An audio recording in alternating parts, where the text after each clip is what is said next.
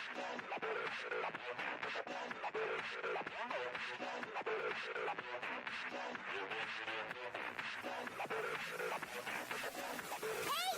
know what this calls for?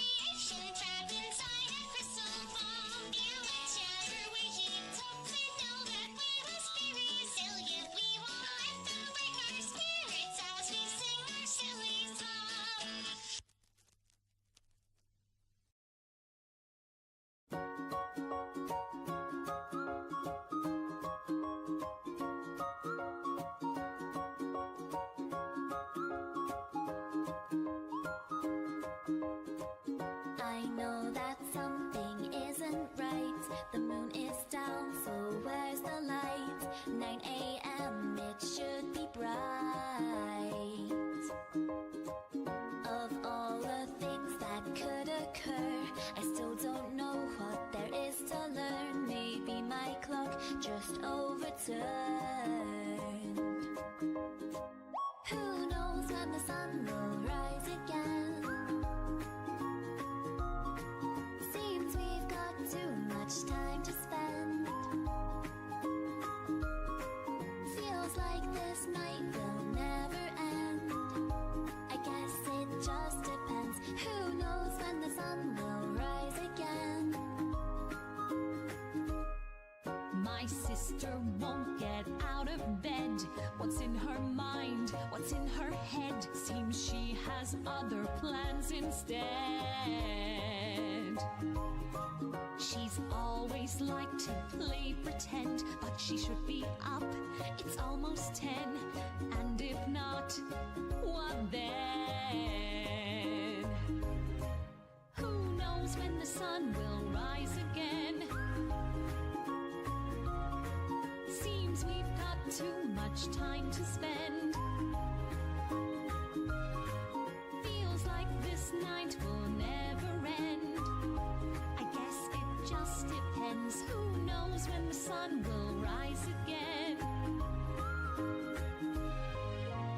The world should sleep today. Think I deserve a break. You'll see this way it's better. We'll all just nap together. The night will last forever. That's not funny! Who knows when the sun will rise again? Seems we've got too much time to spend. Feels like this night will never end. I guess it just depends. Who knows when the sun will rise again? Who knows when the sun will rise again? Seems we've got too much time to spend. Feels like this night will never end. I guess it just depends. Who knows when the sun will rise again? Who cares if the sun will rise again? What meanest thou? Every pony cares, do they not? Oh, so be it. They can't let a princess sleep in just once, it seems. Sleep in! 'Tis 10:30. We are quite certain that thou hast already done a fine job of sleeping in. Yes, I suppose. Well, up with the sun then. Really, sister? What? It is thy calling. I should get a break, shouldn't I? I mean, I could have you raise the sun for a while to make up for lost time, right? What? How canst thou say such a thing? acting a bit childish this morning. At least it's still morning, you know. Thou art too old for this.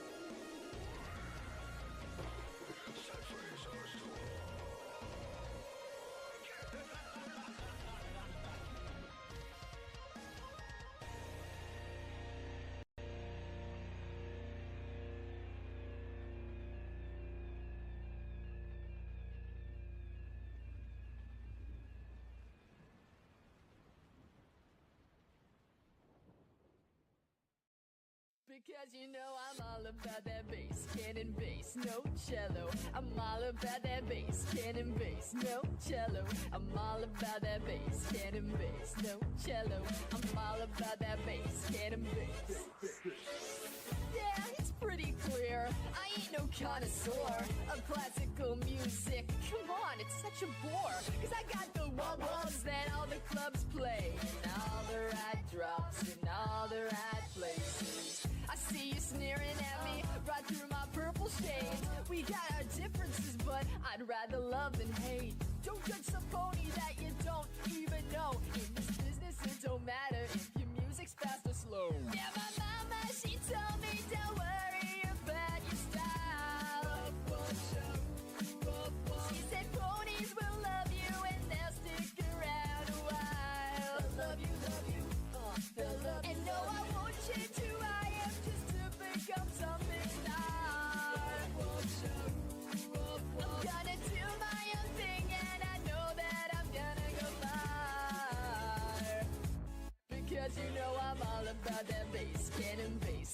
cello. I'm all about that bass, cannon bass. No cello, I'm the bass, no cello. I'm all about that bass, cannon bass. I'm bringing talkie back. No, I don't look it, but I'm pretty bad.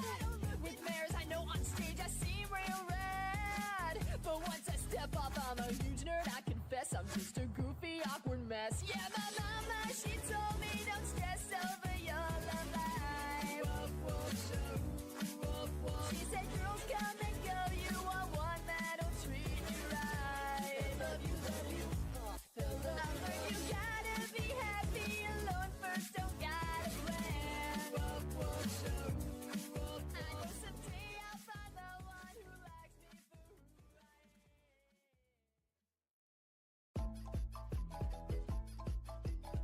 It's the money, yeah.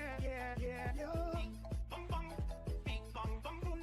Bing, bong, bong, bing, bong, bong, boom. She's a Yoko, kiss your money. I ain't a gaba, gonna take a rushy. I gotta get her out, I'm very happy. I get a gunny dundles, dead the cashy. I ain't going to stop, he's in my beach.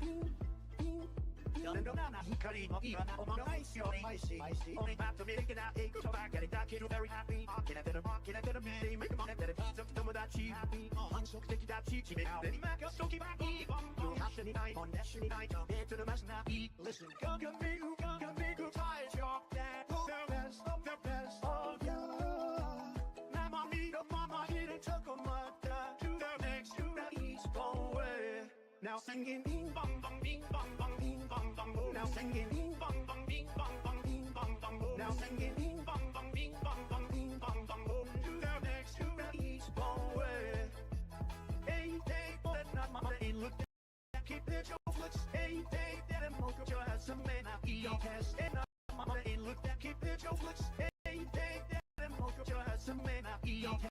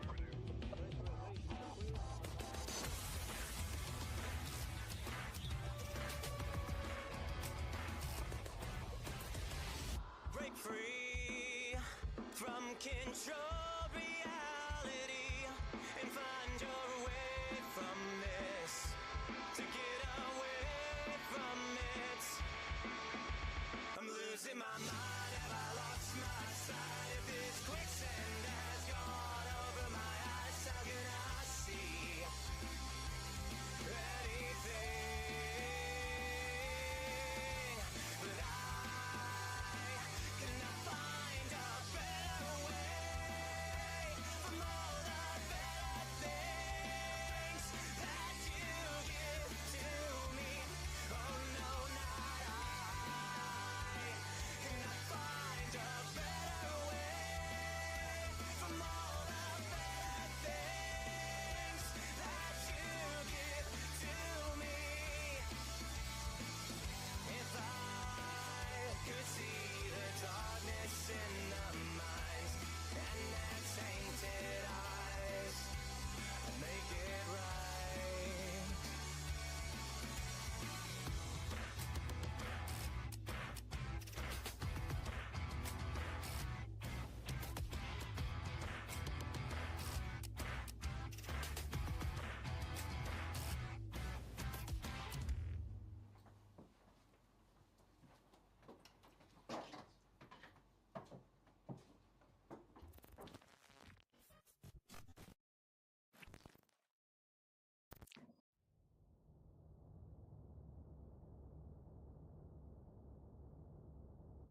You know, back when I was in the academy, we would follow every toast with a song.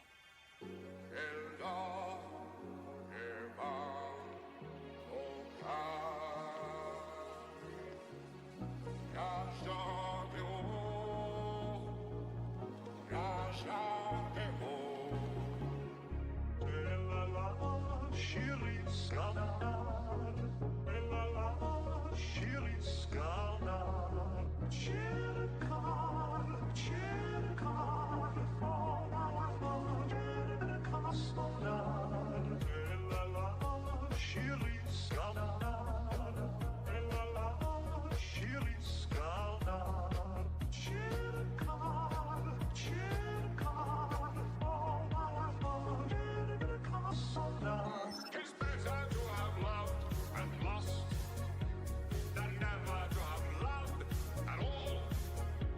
Come cheer up, my lads. Come cheer up, my lads. 'Tis better to have loved and lost. 'Tis better to have loved and lost. Captain Jean-Luc Picard than never to have loved at all. The Federation starship. Come cheer up, my lads. Come cheer up, my lads. 'Tis better to have loved and lost. Captain Jean-Luc Picard. 17346732147 Charlie 32789777643 Tango 732 Victor 73117887324767897643776 Lock. When I have plucked the rose, Earl Grey hot, longing still for that which longer nurseth the disease. In faith, I do not love thee. Shall I compare thee to a summer's day? When I have plucked the rose, longing still for that which longer nurseth the disease. In faith, I do not love thee. Shall I compare thee to a summer's day? 'Tis better to have loved and lost than never to have loved at all. Come cheer up, my lads. Come cheer up, my lads. 'Tis better to have loved and lost. Incredibly unbroken sentence, moving from topic to topic. No one had a chance to interrupt. It was quite hypnotic. Incredibly unbroken sentence, moving from topic to topic. No one had a chance to interrupt. It was quite hypnotic.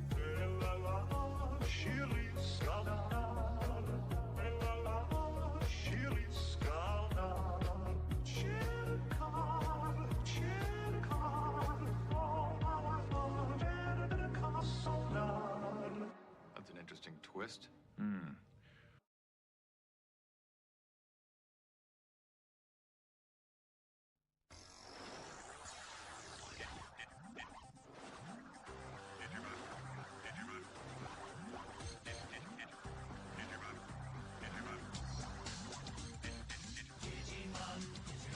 Digimon are the champions.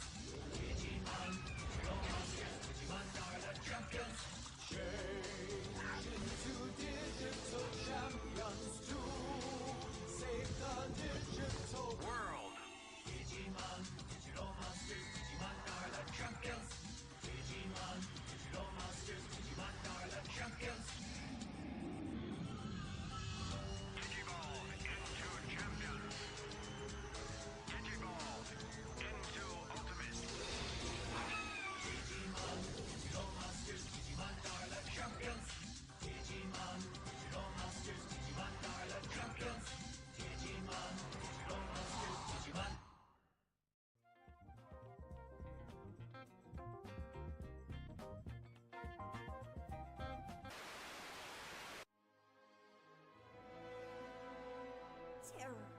terror in the night.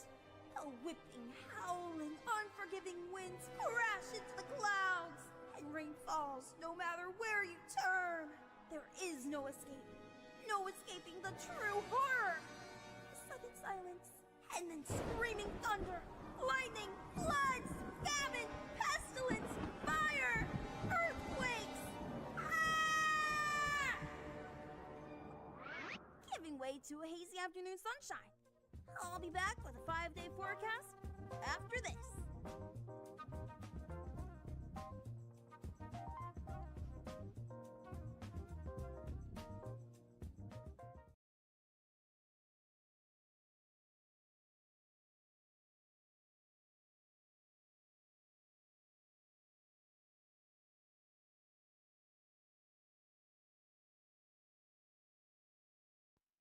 Hello, my little humans. Mr.NoPony here. Welcome back to a brand new episode of Sunday Building, or Build a Sunday Build a Thing.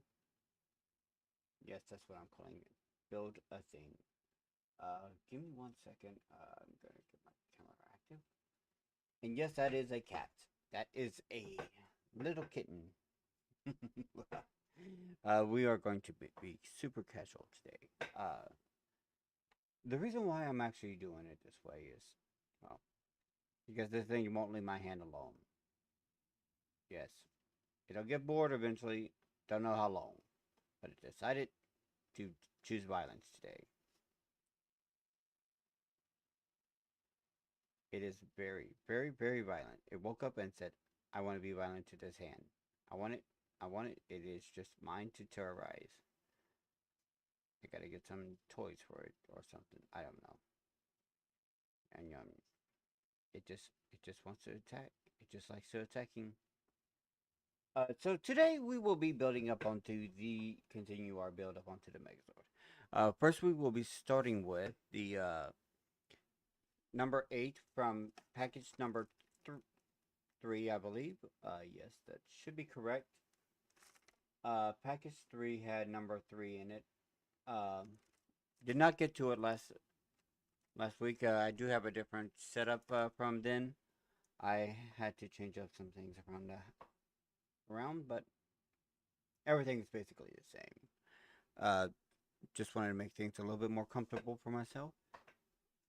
As I ended up doing all this for you guys. So let's see. I am.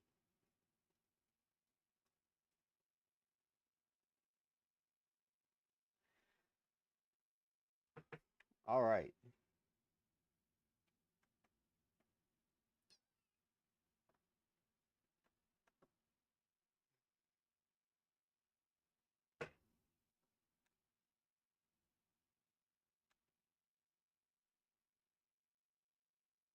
I am being attacked by this fuzzy little monster.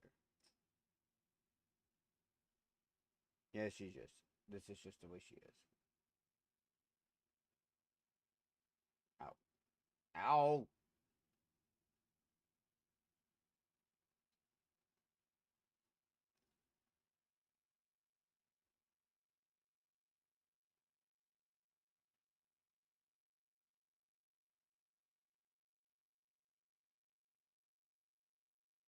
Alright, so there we go. We should be able to get... Yep. There we go. So I should be able to assemble this little thing. We should have better though. Can I have my hand back? She's looking at me like I'm crazy, asking for my hand back. Apparently not.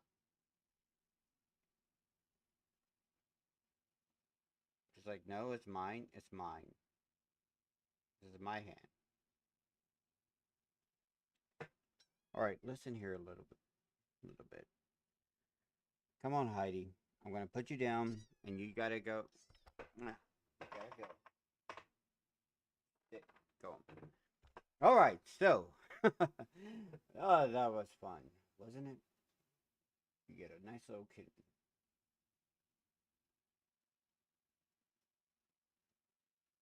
Now, what do you know? She likes to attack. Anyway, that being said, well, she's climbing back up now. Anyway, so I did notice one little thing about these Zord parts. I was trying to turn them on and off on my last stream. The power button here, right here. There you go. You can see it. Doesn't do anything. Apparently, it's because I am an idiot and I don't read any of the instructions. I just realized I don't have any background music. Again, idiot. Okay, let's go ahead and get that started.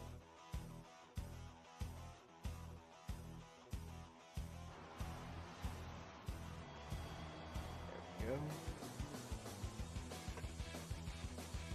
So it's morphin time with us. Looks like she's just gonna hang out on tonight. Okay, so apparently what you need to do is each one of these, when you install the batteries and everything, all you gotta do is hold the power button down for 3 seconds, watch its eyes, and voila, we have brightness. Now I'm not going to be needing the head right now, so we will be putting this aside. We'll go ahead and you hold it for 3 seconds longer, and voila, power off. You just put that aside. Same thing goes for the saber-tooth tiger. 1, 2, 3, flashing eyes. Take a look at that. Wow, that is amazing. Beautiful. She is still missing her fang. I was not fang here. I was not able to actually find it. Unfortunately, that is something that I have to deal with. Well, technically no. Yes, kind of. Ben Home, being the gracious people they are, they allowed me to get a second copy of Teeth. I told them which parts it was, and they were able to accommodate me, and they should be coming in on my next package round. So that's going to be amazing. You know, it's what we want. We want good quality. We do want good services. That is exactly what we need. So today we will be taking a look at saber-tooth tiger left. Now, I did find out that these things do come with one additional screw with them, so they will come. So that is a thing. So we are on package part number 8. Now, if you have done any type of modeling and have screwdrivers like the screwdriver that it comes with, go out, get yourself like one of the parts kit type of deals for electronics. Make sure you have one of these for your demagnetization and your magnetization. You want to make sure your screwdriver is nice and magnetized, because it's easier to get those damn screws out and get them to where they need to be. So let's go ahead and look at this here and see what it is. Alright, so and if you decide to use scissors, make sure you are very safe with them. We don't want anybody hurting themselves, any type of sharp objects, just to open up these packages. Because it's a lot easier than trying to rip them. Also be careful with the plastic around these things, because you could actually give yourself an actual plastic cut or paper cut. Same thing as a paper cut, just a lot more. And especially when opening any of the plastic shells, make sure you are careful not to make anything pop. I learned that the hard way.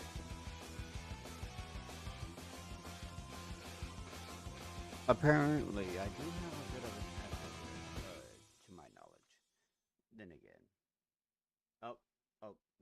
I'm not allowed to do my job. I'm not allowed to make anything. This little girl says no.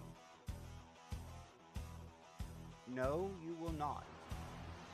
Oh, don't give me that. This no, you will not. You're not interfering with me. You're already interfering with me. Hi. Okay, hi. Over there. Whenever I first got her, she ended up. In fact, I actually found her because she was hiding underneath the chassis of my vehicle. And in order to looking everywhere to actually get her out, I couldn't find her. She was always still quiet the moment she would get I would get close to her. So I couldn't find her. I was literally trying to head home whenever I saw her just bail out of my vehicle. As I turned into a church parking lot, she headed directly to the church door, and I head up against it. I got her, brought her home, brought her inside, and now look, it's the cat.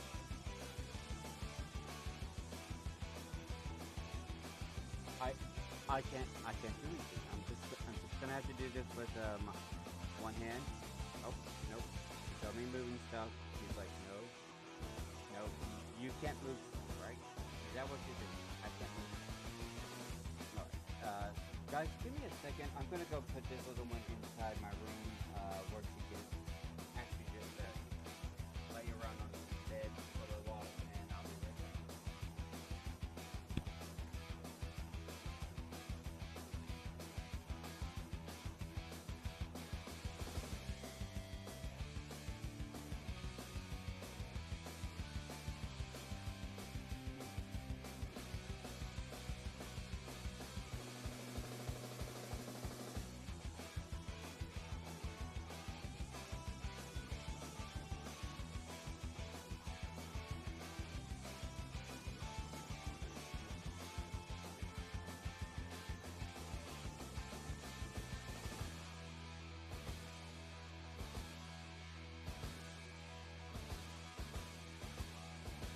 Okay, so back to life.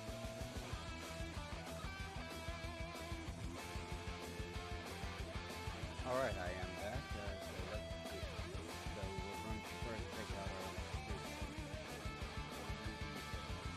little crate. You will have at least one additional screw type that I think these are all different too, so probably. I don't guarantee it, but probably. Only on the first one they actually have everything. So, if you want to, grab in over-the-counter pill bottles, go ahead and toss all your screws in there. Label it so people will know. See that? There's screws. That's all you gotta do. Or if you have another low slot, at least that one has a soft tissue lock.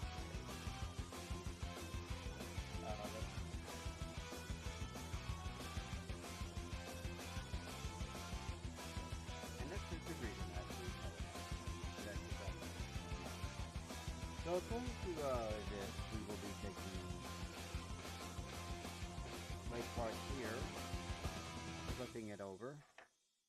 We will be taking this here. We want the flat side out, and we'll just be placing it in. We're going to try to line the flat edges right here with the flat edges.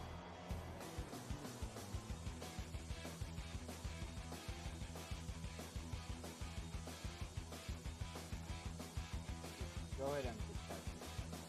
You need to grab it, screwdriver, and just close it. If you already know it. Alright. Let's squishy flat. Next, it looks like we will be taking the outer. Now, I am slightly disappointed with it. As big as it is, they could have had a rotating outer ring. Right here. That way it actually rolls. As rolling things roll. No, it's going to be a solid piece. Like this. This is going to be a solid piece. Understand? No rolling. No outer roll. This could have rolled. You could have just had right here, all solid. Just roll here.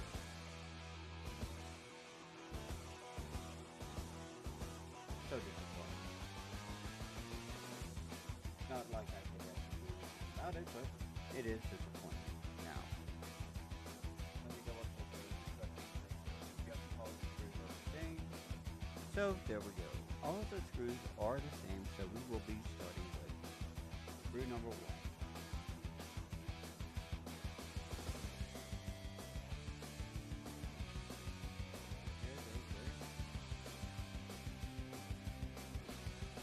Remember, these things will have to have a little extra effort because they are never had a screw once, so they're virgin holes. Yes, all of them. So you're basically throwing in a lot of virgin holes. I know. Bad.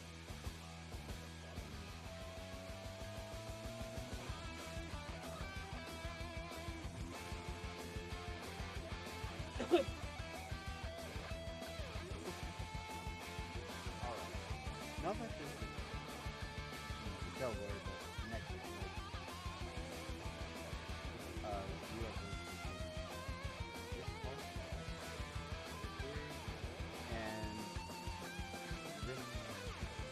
These two parts are going to essentially slide into lock them like that. Next, we are just going to align this hole with this hole.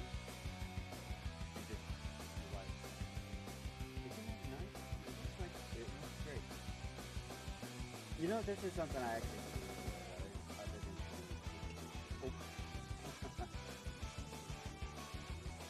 yeah.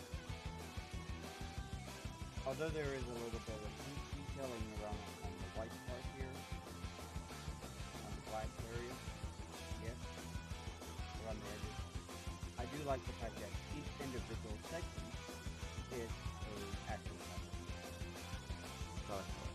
Now we're going to take one more. And now, dead center. Right here in this dead center area, it will screw into this here hole on this side, making it one solid piece.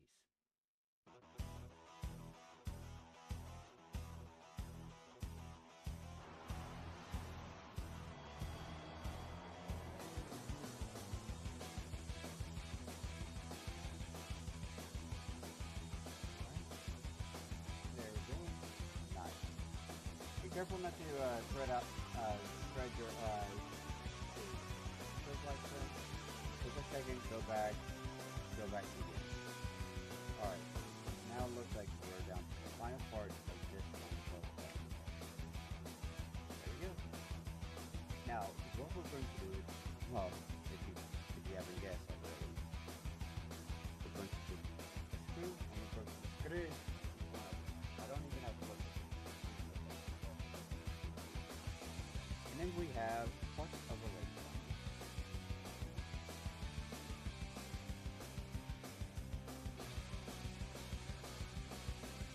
Right.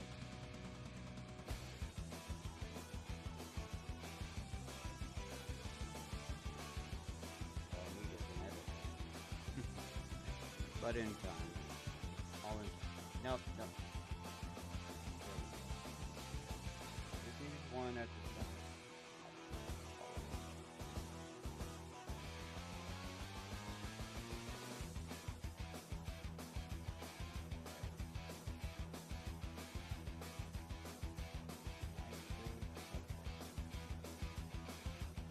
And again, this entire design could have had this roll.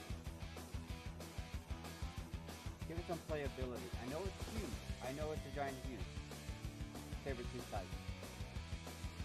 But give it playability like the original. I am so sick and tired of all these toys not having playability.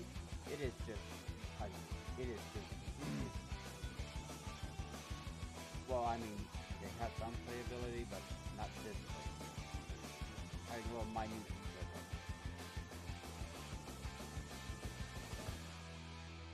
Well, technically it's a model kit slash toy, but I regret. And I'm serious to anybody who ever gets one of these heads, make sure you glue in this rubber piece. You want this to be tight. Completely tight on the other end. Ha. They should have made that thing have a actual square, circle interior, square, rough. The reason why is so it is not split. You do not want it to split at all. But that's Altea. That's what the design team came up with. So that's how it is.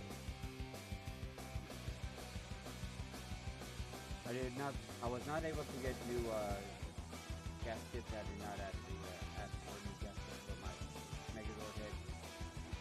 It's not brand new. It's staying built like that. So it's just you don't do like I did and break it. Like that. But I don't. That is my. Now this is done. I can go ahead and put this aside for now. Throw that in the trash. Put that. Oh, I mainly need this part anyway. Looks like we're moving on to number 9, which seems to be the rest of the leg. Alright, let's go ahead and let me get the instructions quick. I might end up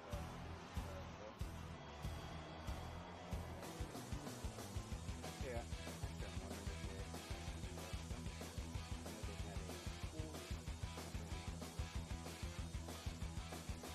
Yeah, that's right. But it's built separation.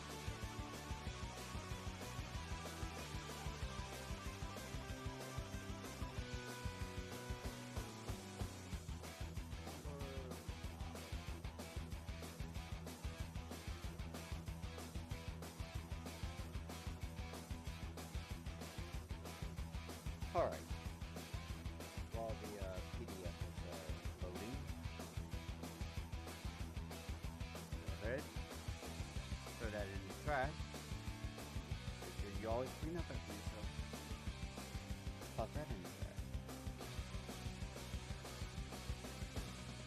Like I said before, when dealing with these plant cells, you have to be careful. These areas here really clamp down a lot. So you want to go on the side that doesn't. Now you want to make sure you squeeze out. Make sure it's left squeeze out. So, whenever I was doing the Altea metaphor, there was another guy just, he said, we never lived in the cat because we were going to play the cat that go right here. Make sure you put this with they come in individual boxes. Unlike Altea, they come in individual boxes. Have a dedicated box for all your extra parts. That's all I'm going to tell you. Make sure you have a dedicated box. So, let's get going. I wish I actually had a proper board of a piece of parts that we were working on. It's decided to go right. Alright. Looks like we're going to start. First things first, get the board through. Board. Actually, board through. 4 through. Open them up.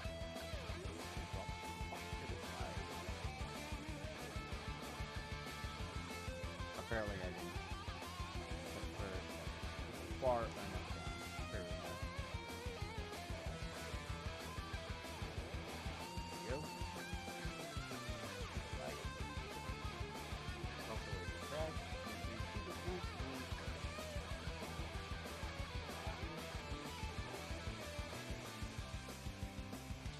Put the scissors off to the side because it goes. But it looks like we're going to do this part here and this part here. We are going to have to do this in a particular way. It appears.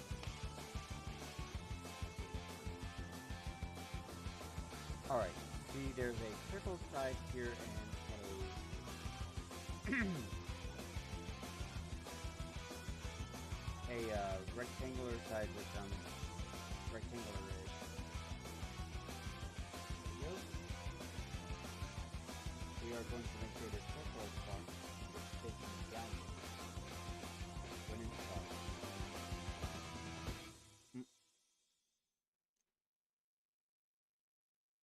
Installing it like so.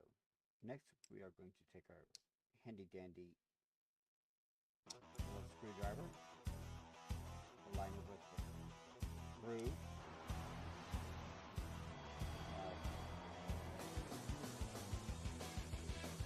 all the way down. If anything, you can take your thumbnail, go right here to the side, and get it aligned.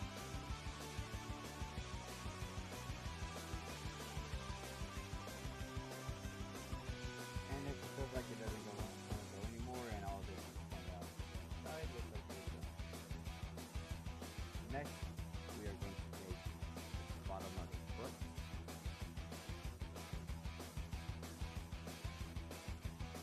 That out. And the top of it. We're going to put this upside down. Upside to the slide, and there was a nice cushion sound. You can tell this won't come out. And thank goodness that each section is going to stay outside. It sounds like that's the wrong place.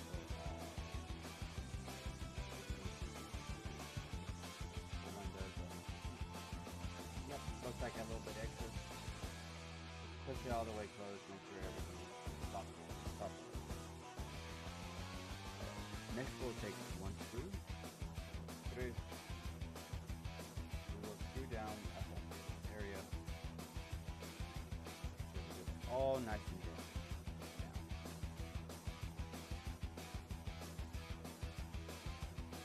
I did opt in for the 2-year package, so I don't get as much as some people do.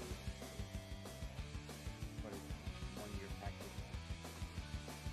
That's because of fun. Alright, we will be doing this again. And looks like we can put it here.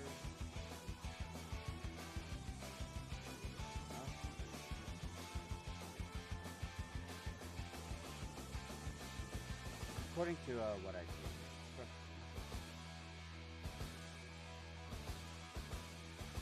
We're going to be using this side with the slider. Here. And we are going to be aligning directly to the feet.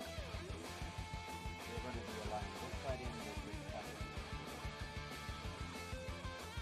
We're just going to put that part in like there. We are going to repeat the process.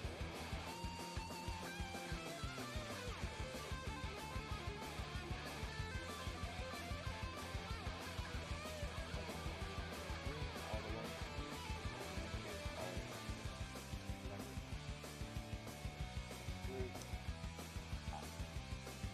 Now it's all you need is sometimes a little extra time.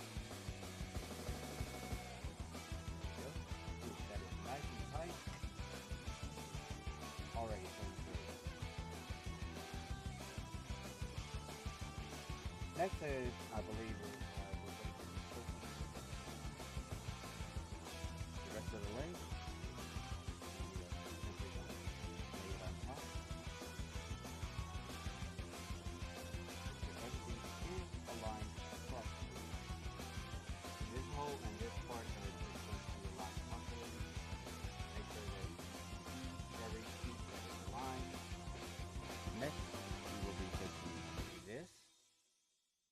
screw and screwing it right here.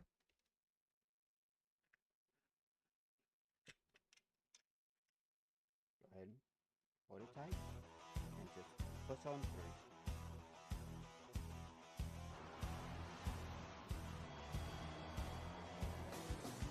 Alright, that's done. Okay, one more screw. We're done with this leg. One big, beautiful leg. At least we're done with the screwing part of this leg. Hey, all those out there for feet contest. There you go. Just a big tiny piece. There we go. Almost done. We're almost done. Still got a little bit left to go. Now, let me see what I... Okay. This part is just going to have to be set aside until we get to the install. So, you got a place to put it on the... Make sure you do not lose it. Do not, I repeat, do not lose it. Alright, this, so just go right there.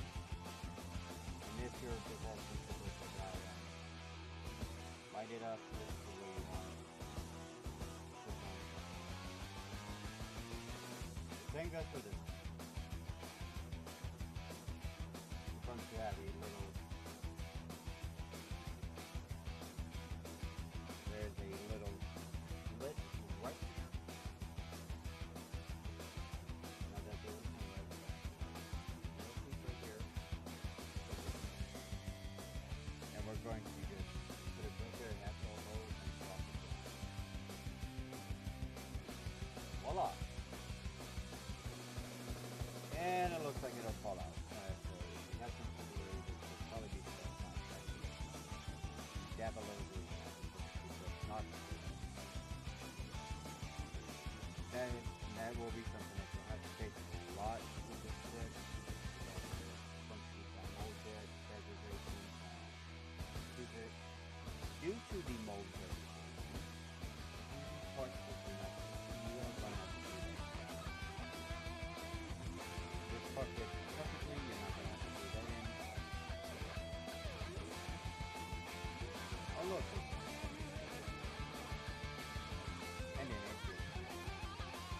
I will actually do this off on my own time, off camera. This is done. We are live.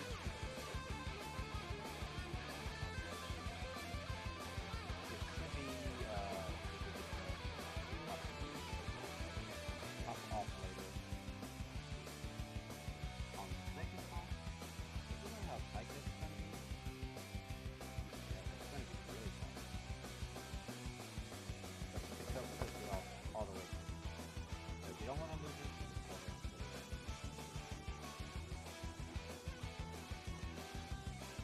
You go ahead and just set that in.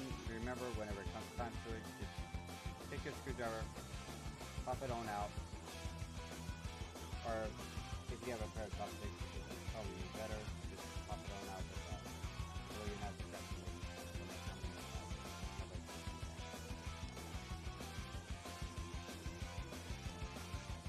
There we go. Never lose. Ooh.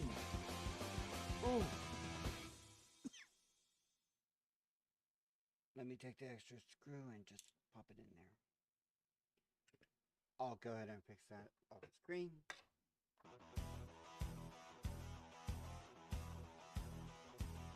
Alright, looks like number 10 is the other way. So we're going to be doing the exact same thing. You know what? You know how it goes. I don't need to give any instructions. I know what we're doing, how we're doing it. Just for funsies. It's just going to go ahead and just do both levels, both 10 and 11, all at once. So no instructions necessary since it's just what we just did a second. It's exactly the same thing we did. And because of that, we won't need anything else.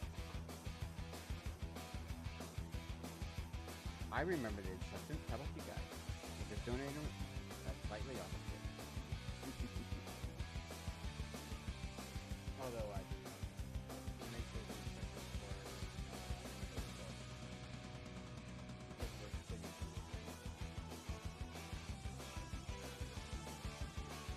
yes, we will be changing the rules.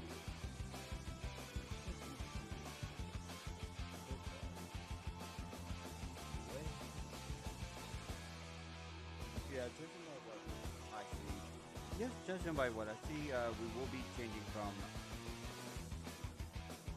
Saber's retired to the Mastodon. Right. Alright. Let me set these aside. Go ahead. Open it. Oh, that came off nice. Gosh. Grab this. Grab this. Another drill, mate. Placing it in. As far as down as we can. And there we go. Next we will be, like the last one, we will be up. Oh, that's all the screws. We only need 7 of these things.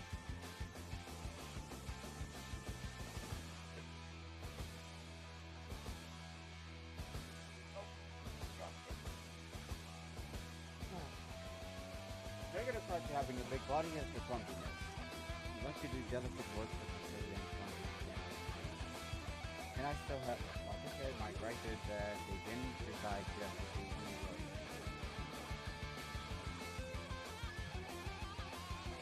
Neither one of them. Not even in the, like that.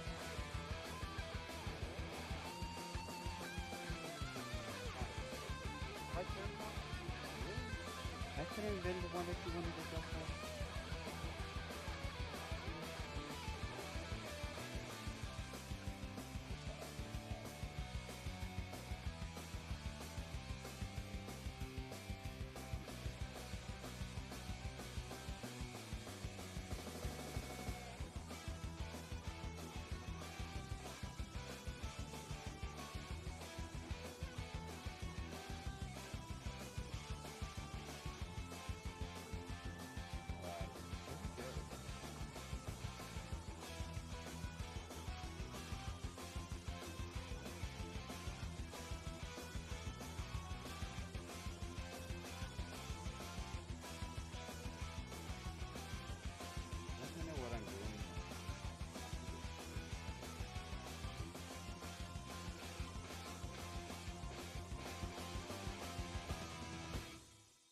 You know what's the most frustrating look on this design? They actually give clearance.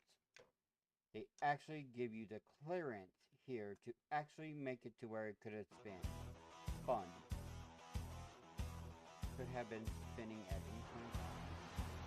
Then spin it right round, baby, right round.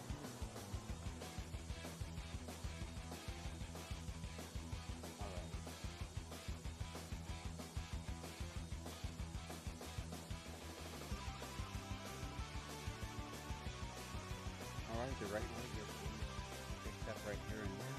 The left leg is done. 2 out of 4 legs done. Alright, just getting to 2 out of 4 legs.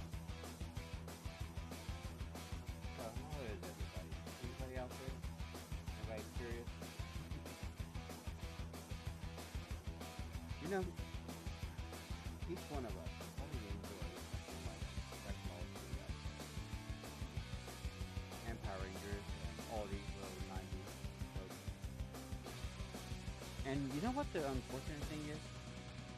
That Crunchyroll actually released a good version of, or the best version so far, of Dragon Ball Z, with the 3x9 model and the other version on their silver book, which is wonderful and yet horrible. Reason why?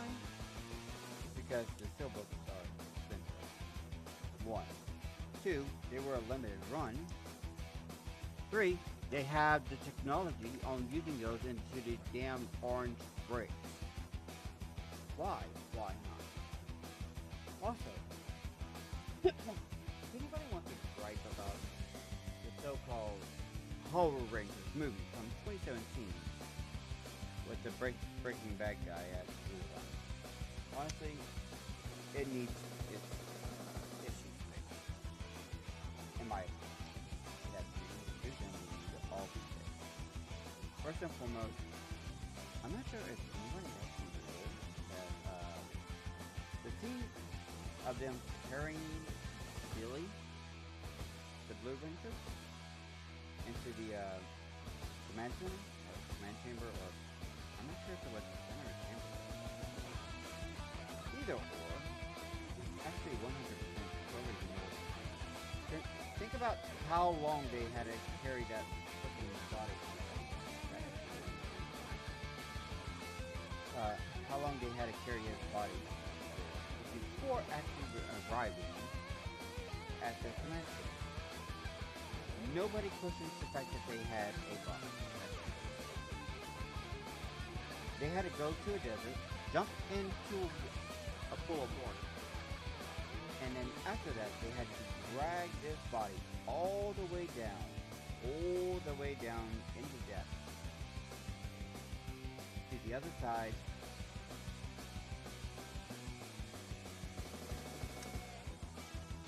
That is another issue I just thought about. I've only seen the movie once, and they were completely dry whenever they entered. They should have been soaking wet because of how they have to enter that cave. Unless, of course, there's another area that we were not shown off screen that perhaps could explain why they were dry. Perhaps a secondary entrance. I honestly did not see one. They did not claim one. They did not have teleportation. Oh.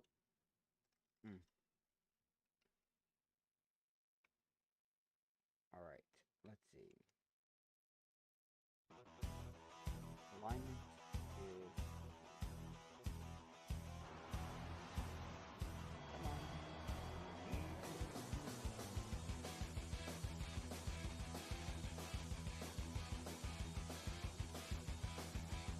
Oh my.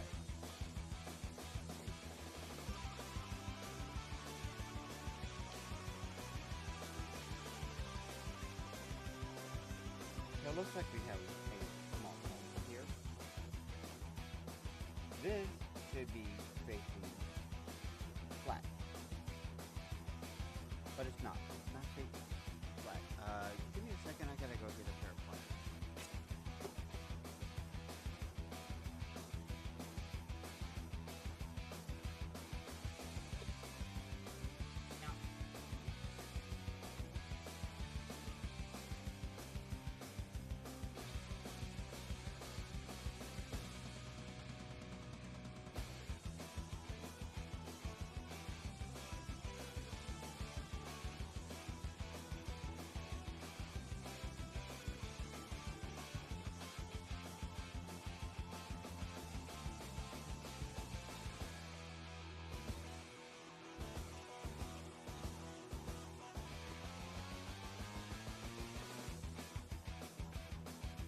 And here I was thinking it was going to be smooth or something, you know.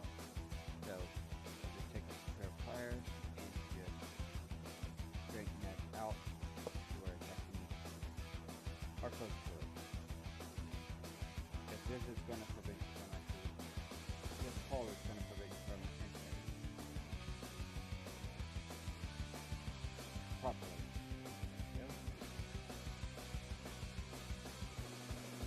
There we go. That's all that is needed.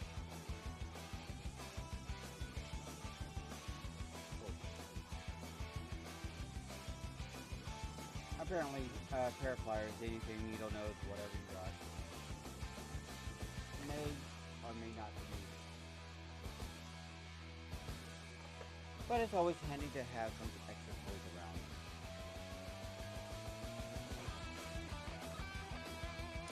Oh.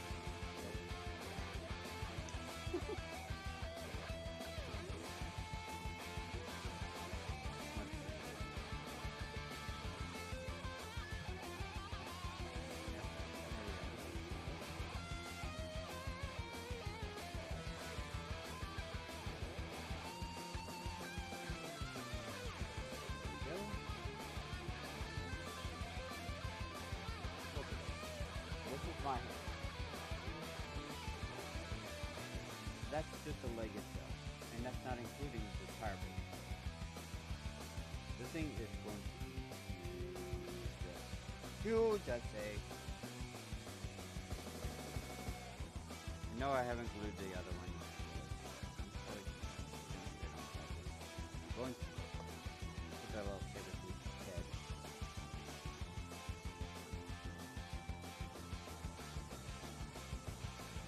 So supposedly, they're doing the make sure everything is nice and frozen, everything fits properly, everything's good. Very, very good. This is definitely going to hold up. Like I said, if you're starting the project, make sure you glue the rubber in. I don't know, but I don't know why. Let's take a look. Right there. That's part of the foot. Not sure if it's going to lean up like this. Etc. But just assume that is a single foot.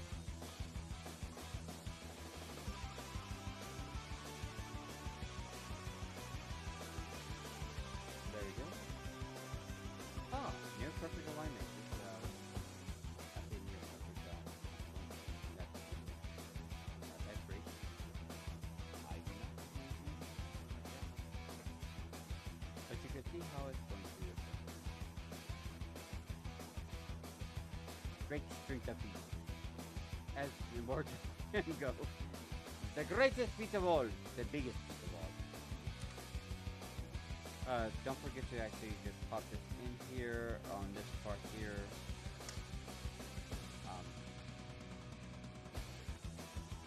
If you like me, let me post this out on there. No way to plastic.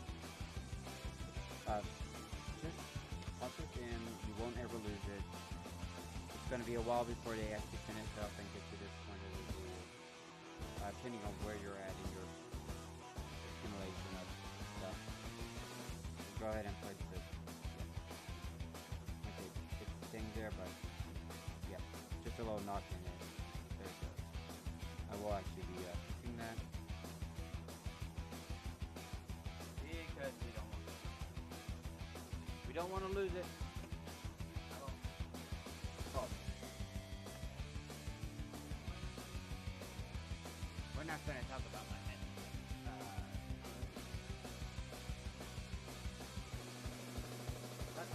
There we go.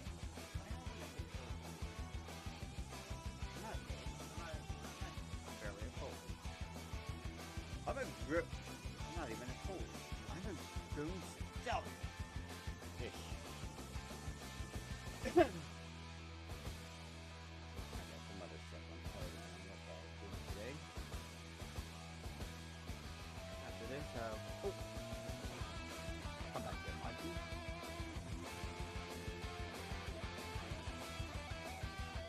That's that Spidey. He'll eat anything. He likes it. If you get the reference, you're old. If you don't get the reference, you're too young. But, cereal commercials. Maybe I should actually, I guess might have to think what we eat and that's good or stupid. Huh, I would like to try it again.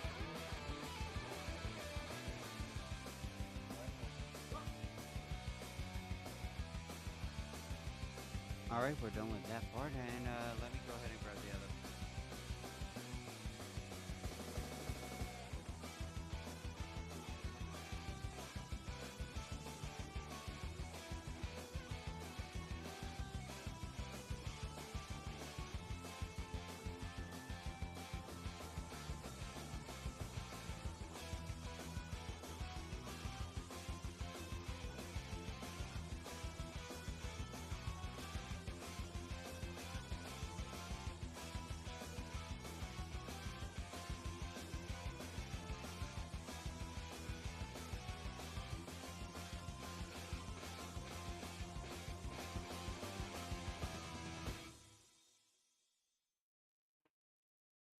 Alright, looks like we're back.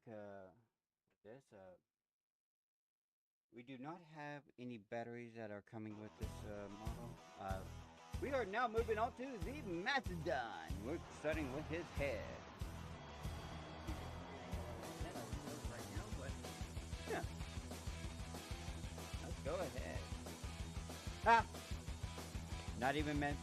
Not even trying to climb. Go ahead, grab it. Unload it. Drop it.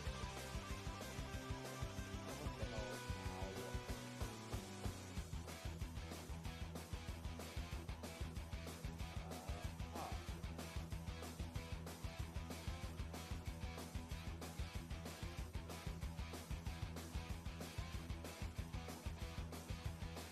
Alright,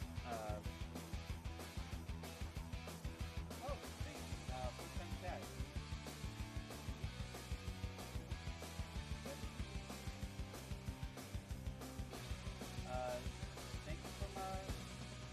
Thank you for the chat right there on,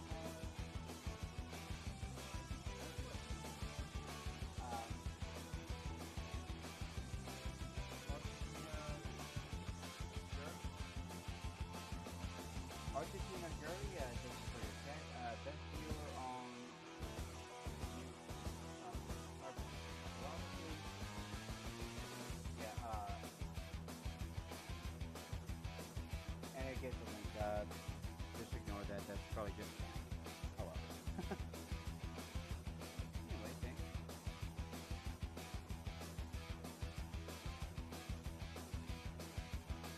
Alright, now we're moving on to the Mastodon. I really don't want to actually go through and get all this done too fast because I want to try to get it out. Alright, we do have our little scan bar thing. This is really green lighting wise. I don't have a actual light through, but we have some more green eyes. Very transparent, clear. We have our little Mastodon symbol on our forehead. Pretty cool. We have front of the Mastodon, which I have to say I like. Instead of using die cast on this, because it's going to become the shield, it's heavy for the shield. This is matte. This is matte plastic. I love that. I love the matte. This isn't clear. This isn't like being cast or other. This is matte plastic. I like that. That's cool. There's the rest of the forehead. Yeah. You can already see how it's gonna go. Looks like we have some artifacts in this world here. So scratch that off if we need to. Our LED lighting screws, mini screws, they all look the same. I'm not going to go through and actually break any screws. Alright, we'll go ahead and just pick up the screws. Now, across that side, I'm going to go ahead and get everything out right here on the table.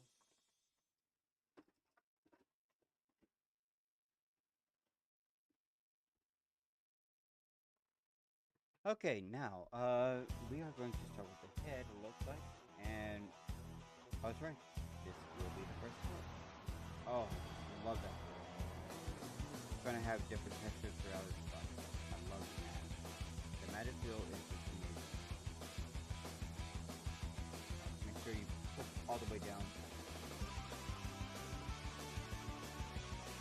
There's this little hole right here, and there's right here this little hole here. I'm going to push it. Align it. Align everything up and just push it down, all the way down. Alright, not sure if you could actually see this, but there are two screw holes. One right here and one right here. You're You're going to take 2 of the screws and you're just going to screw them in.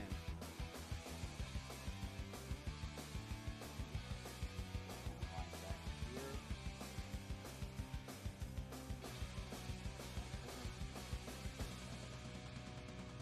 Yeah.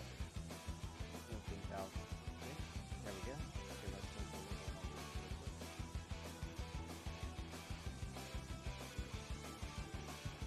There we go. I'll line that back.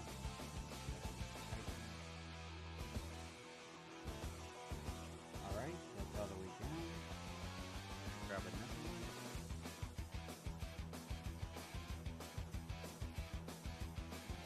There we go. So what do you guys think? Think you guys could do this? Seems simple enough. Alright, next we're going to actually be placing on that head. The upper head piece. Looks like simply these 2 pieces together. First we'll just that. Flip and slide. I'm going to go ahead and place these 2 together first. What we're going to do is line this section and these sections here. Here. It's going to be enough clearance area for everything to be properly. Yep, there we go. And if I'm not mistaken on what we're going to do next. Yeah, we do need to take a single screw. Single screw. Single one. I won't.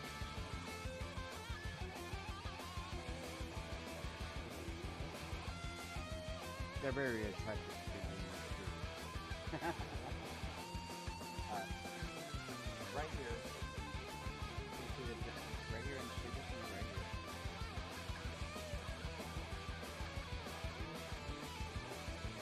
We're just going to line it up to the very end.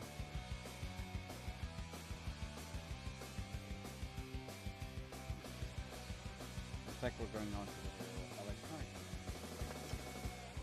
Okay, according to what I'm seeing here, next we will be taking our electronic pieces, and this piece here, this thing is actually 100% transparent green with some black transparent coating. Just enough for the RF signal to get there.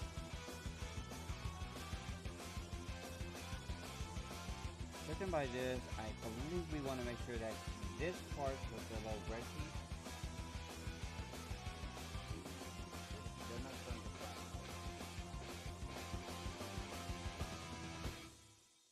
I believe the little red line has to be on top or bottom.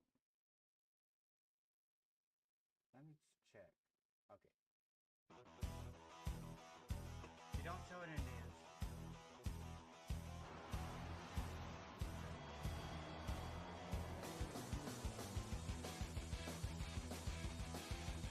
I can't really read the instructions because they're small because that's how I got it set up. But judging by what I saw, this little red line here, make sure the red line is pointing downward. You want to align here. So it'll look similar to that. So we're going to go ahead and we're going to align these little holes. These little holes here into the 2 holes here.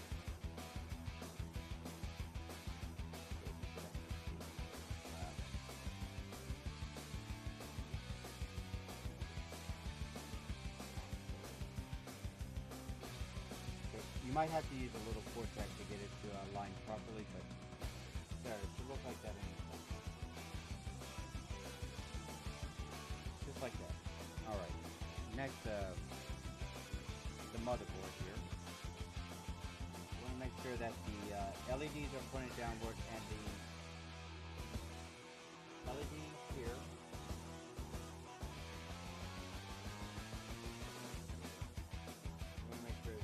here and the LEDs here and here are pointed down.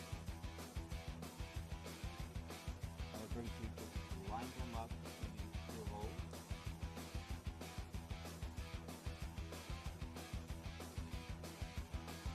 then we're just going to add a screw up tube.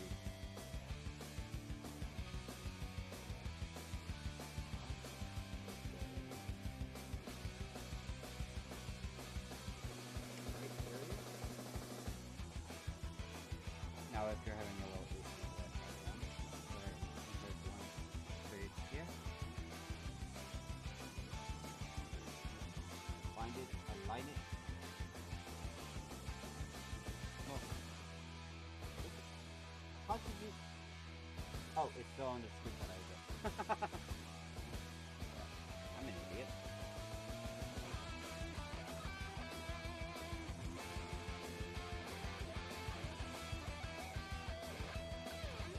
Alright, let's try this again.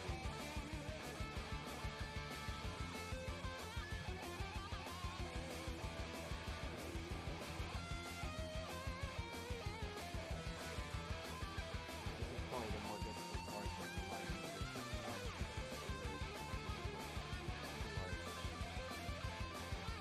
I think what I'm going to do is start it first. Actually, expand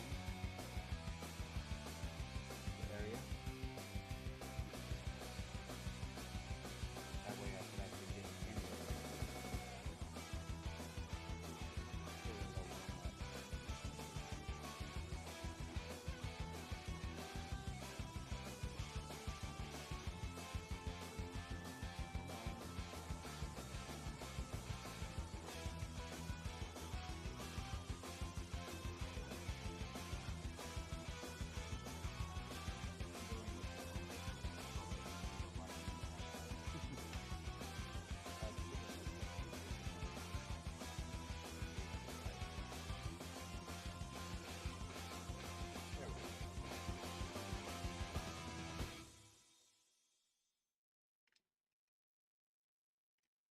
Alright, we are going to still have to be careful here. Whenever they decide to send us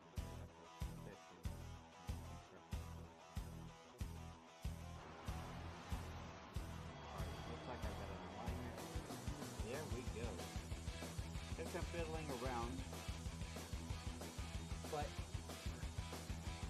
alignment can be cool. Let me go ahead and grab another one. Alright, grab it all the way down. Now this should make it a lot easier. Now, something.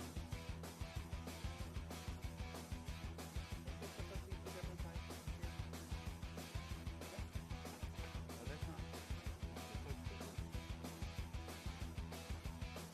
Alright. But I'm happy to be going in a lot easier so that I can come back and look at it. Here we go. Alright, letting that down. Alright, so our next part is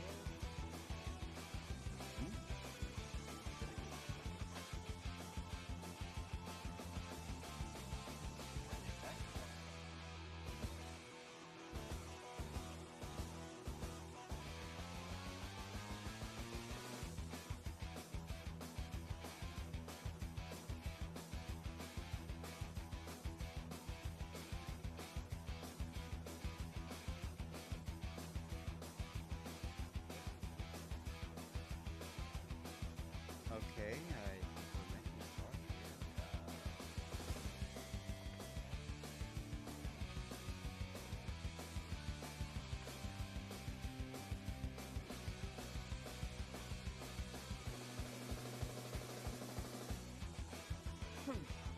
Oh. That's what this is? Huh, that's so good.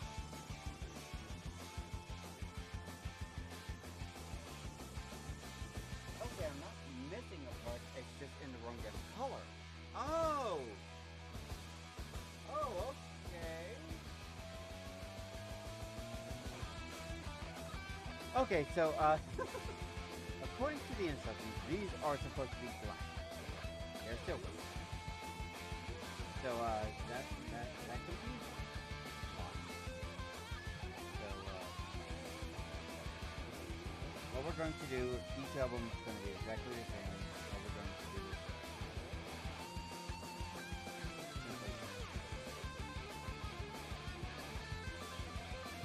simply make sure so you have certain designs, you have to make sure that they go exactly right. Alright. So each eye will have their own personal design, and you'll have to find your corresponding size. So, what this is going to do is reflect back up onto it. And then we just make sure our screw is on here.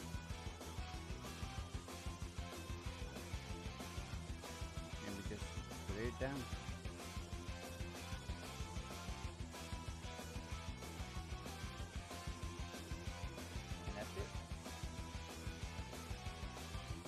I guess they decided to actually change it from black to silver from the instructions. For the simple fact that the silver would probably be more reflective. Not 100% sure upon to that, but that's probably what they were thinking. Because honestly, that silver threw me off. That's wrong.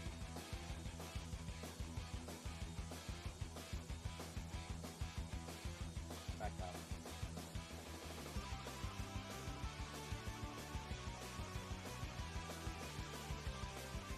So the eyes are actually just sitting in this spot. Nothing went wrong here. Eyes aren't sitting in the spot. Nope.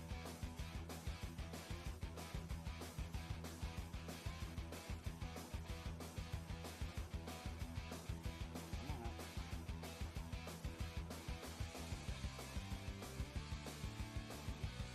There we go. Yeah, definitely make sure that is sitting close to the time you're doing this part. There we go. Check. Make sure everything is done right.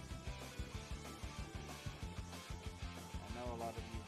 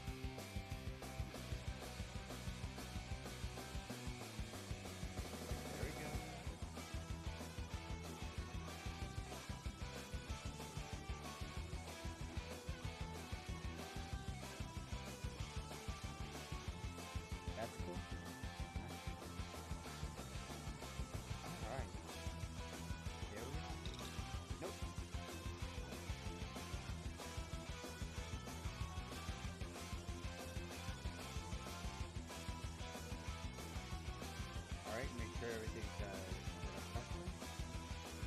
good.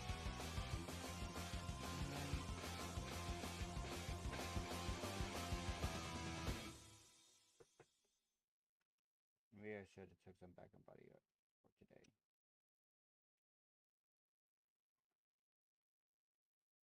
Alright. We got only two more to do, and we're done.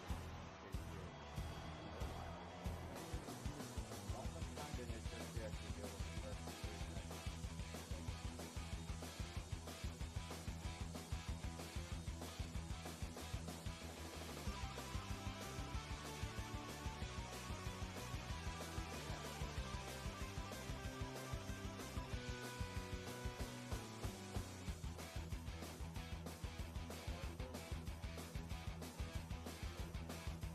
Oh my.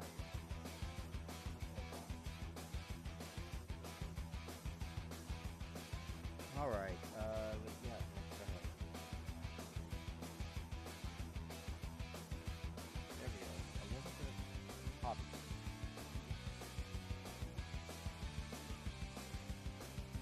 Just want to show the world a little bit of hobby. Of a hobby I love to do.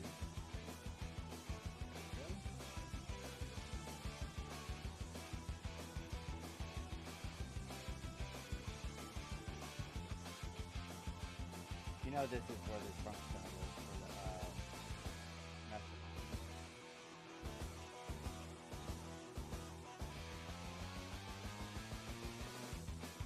Alright. I'm gonna go ahead and take these two guys off to the side and put them in.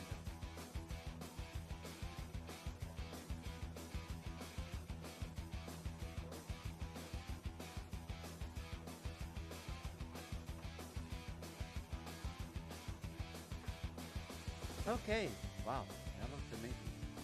I'm gonna set that off to the side because I think I'm not done with him just yet. Go ahead and put the additional screw into the screw drawer.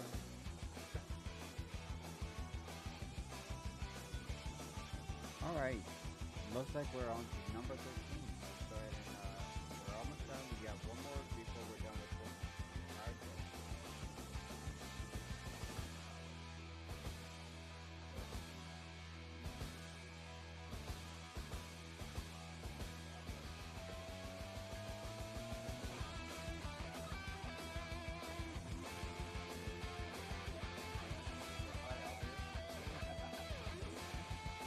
So,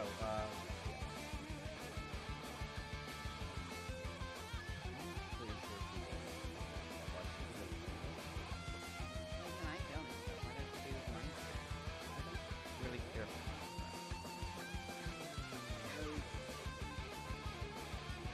It's a terrible thing.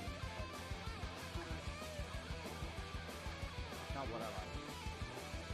I don't even know if I actually need instructions for what I'm about to do because it's pretty much straightforward. So what do you got? No instructions? Oh look, screws. I'm probably gonna need instructions for that part. But nonetheless.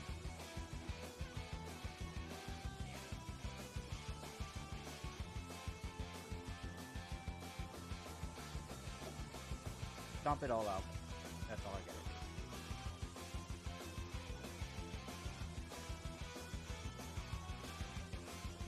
Let's just find out what we needed. Okay. So, first things first, apparently we are going to be attaching these ears to this guy. So we are going to need the screws first.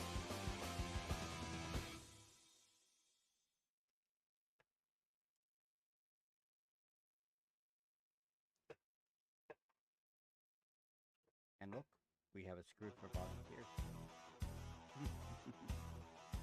Alright, so, what was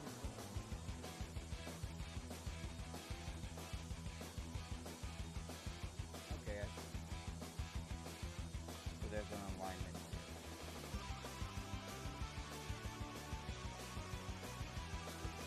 These two areas here are going to be screwed over. They're going to screw into these areas and these areas. So here's the them up, hold one area down. So you do that.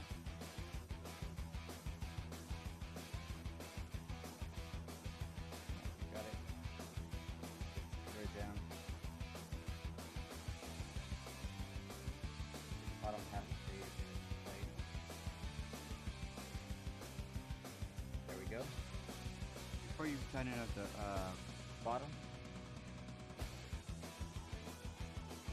the top area, go ahead and give one of these in as well.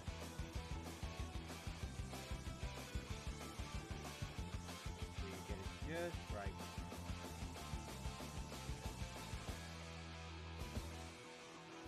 Once it's in there, just go ahead and tighten up the bottom half and go ahead and finish up the top. That all nice and tight. Ooh, itchy.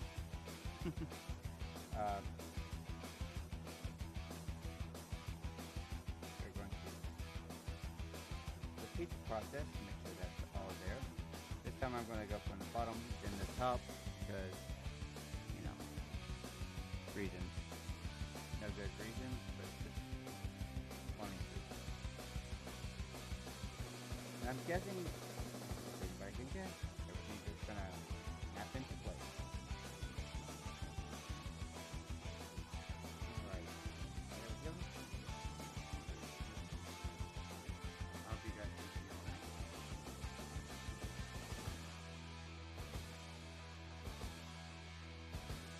Take a look. Take a nap. Well, technically, it kind of looks like that. Not sure where everything else is going to hook up to. Remember.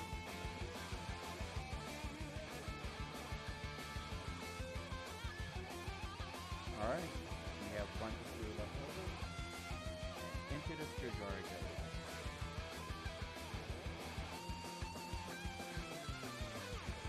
And we're basically just going to line up everything up, and doesn't look like it'll fit. Bind it on the other.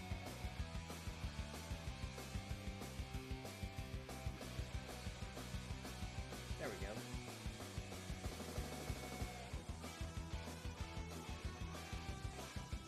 And right there again.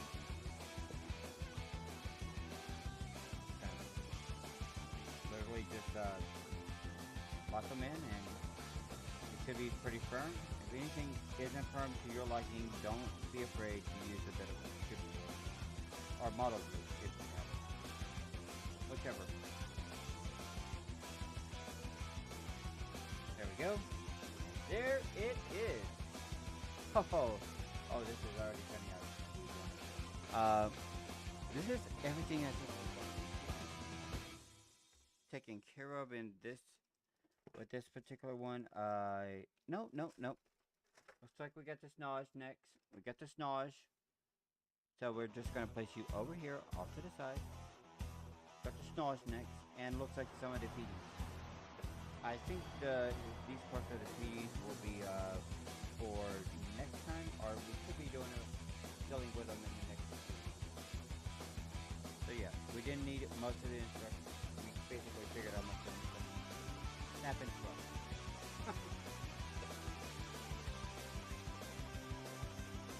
Alright, so let's go ahead and put it down and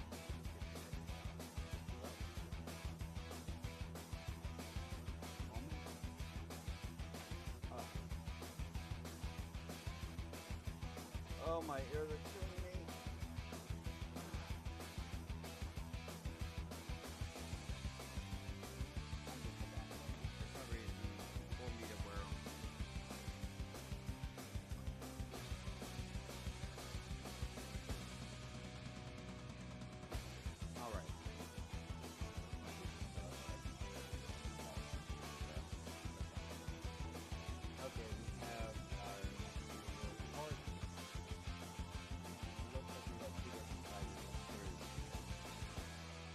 Two smalls and three large. Alright. Put those in the trash.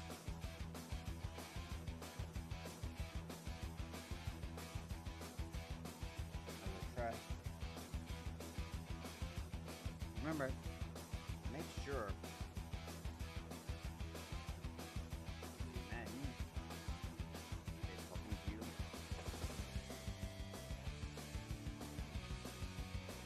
Make sure you don't pop anything too hard otherwise.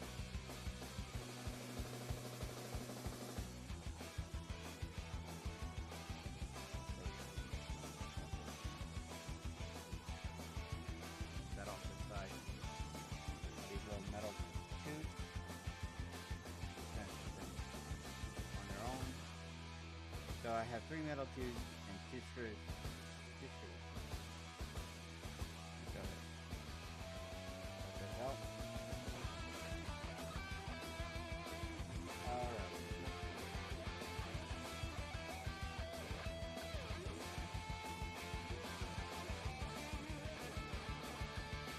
We're gonna start with this one. If I'm not mistaken, this is I want to make sure it's larger.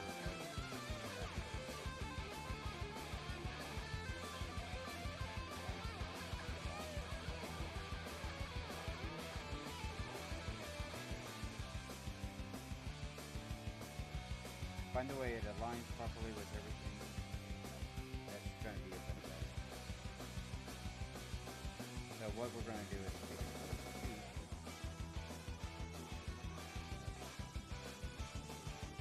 When you assemble these, make sure that's aligned.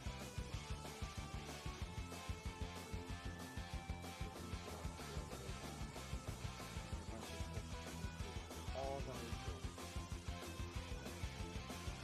Yeah. Just like that. Very good. These are perfect. These are basically perfect. So you're just going to continuously do that all day.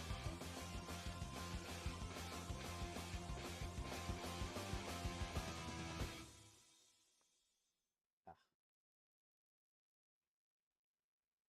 If you can't get it all the way through without issues, grab your handy dandy screwdriver.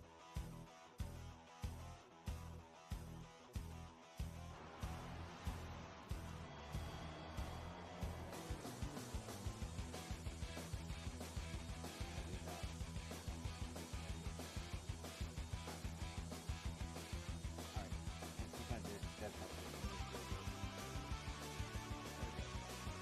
Anybody guess what this is? There you go. So many hints. Alright, so let's graduation. Next we are going to start assembling. So all of this looks like it's all part of this.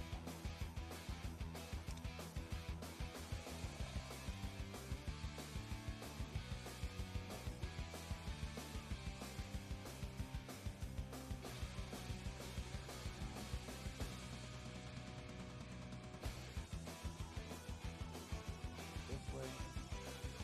Okay, so we have some holes here and here that are going to line up with in front of this hole here. This is a pad and this hole here. I'm going to line them up properly. And it doesn't matter which direction this goes, as long as all of them start forming one direction. So let's go ahead and find large holes.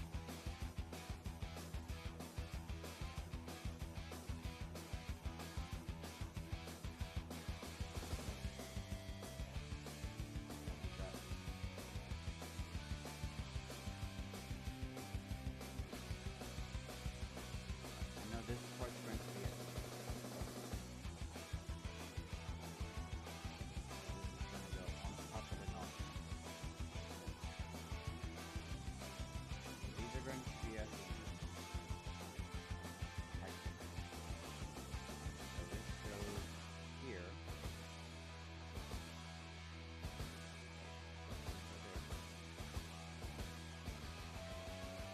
And it's just basically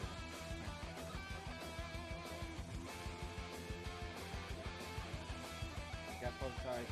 Go ahead and close those.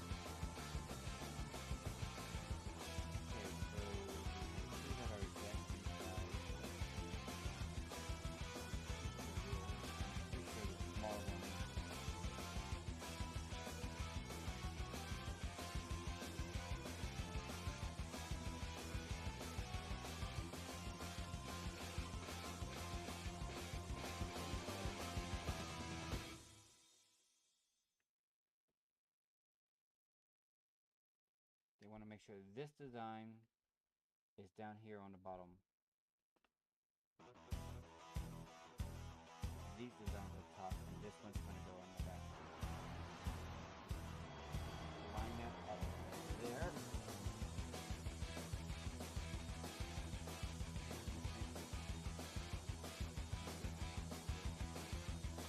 Okay.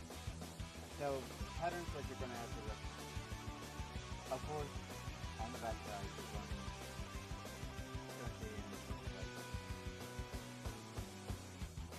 from the bottom half, you're going to need this part up. These little pieces right here are going to be towards the bottom or the top of the wool, depending on how you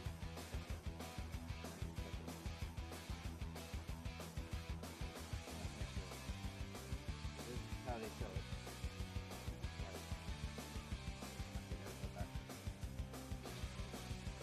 Slowly wiggle them out.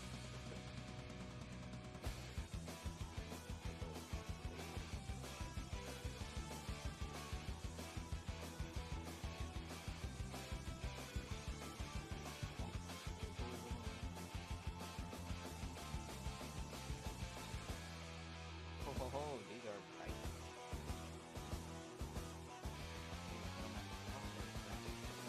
Woo! There we go.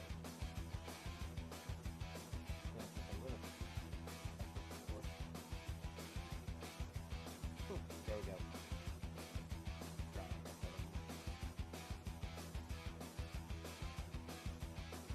So, according to the instructions and based on what I can see, you want to make sure that these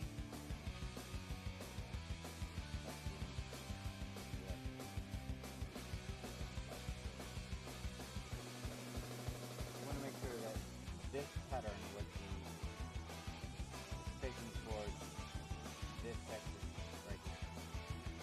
Away from here. Away from this. Like that. And we want to make sure this pattern is always on top.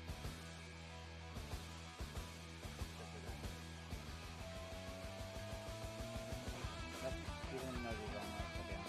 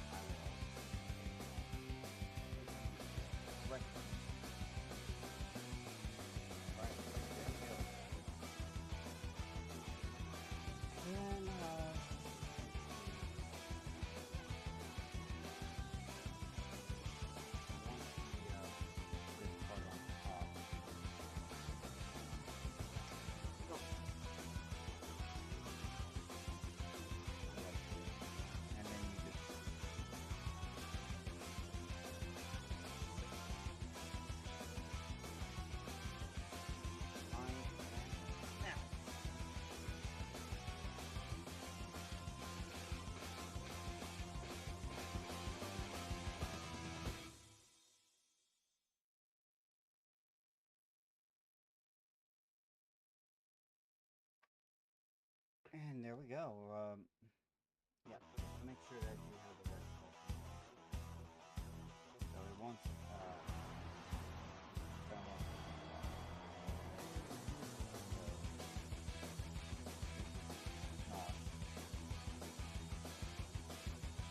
the part that has to go square here.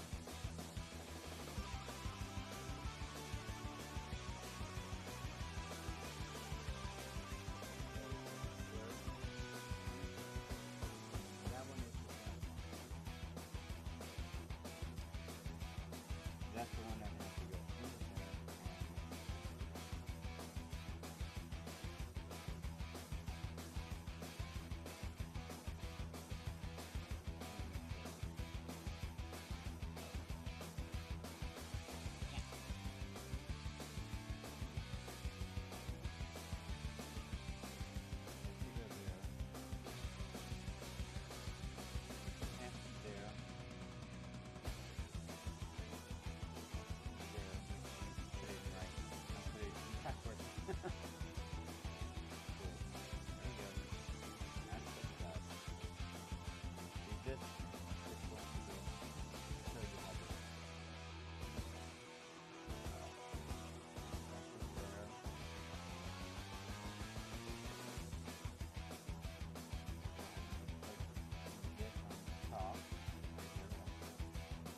This may need some glue. You might want to place a little bit of glue on the edges here.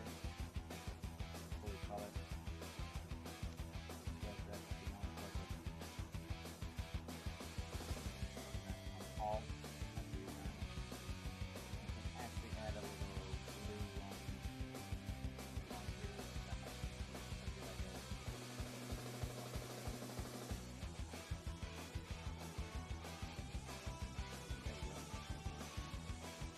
Looks like we have one more thing to do.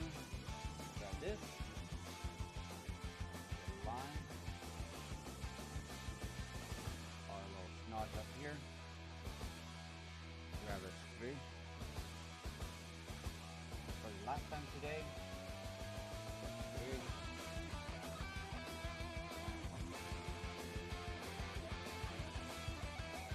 in addition,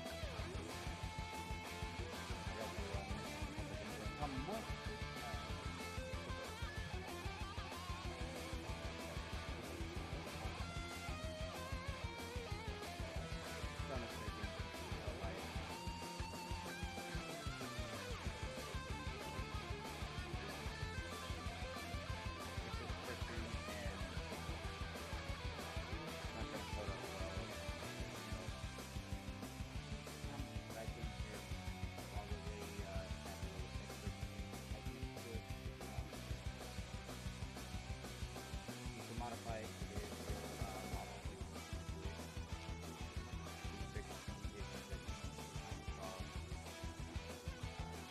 Like I said, there is going to be a need that you have to do this. Not thin, not. This is a really massive shield. This will be the shield.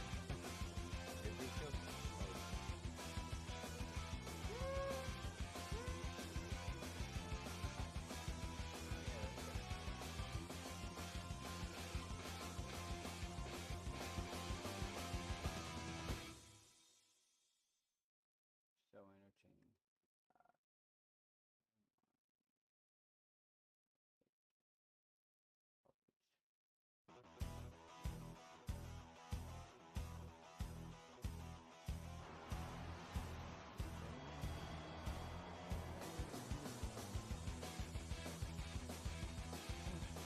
So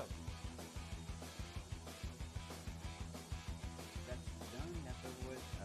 Looks like we still have the tusk left, the full clamshell back of the console, the battery pack, the other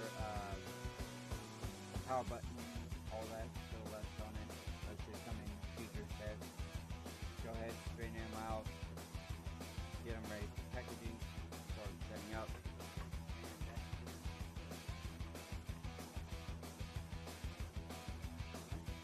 That's everything.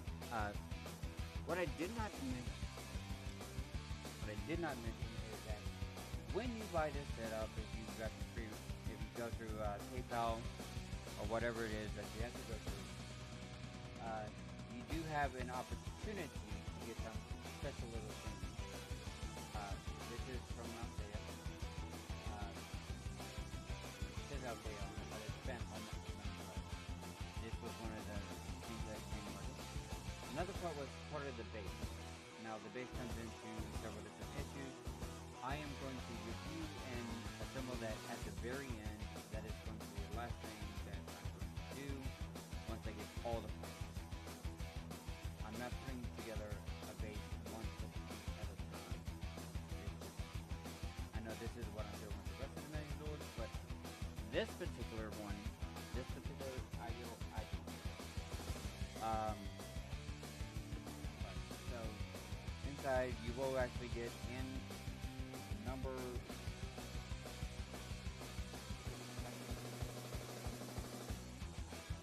package 4. You do get this mug.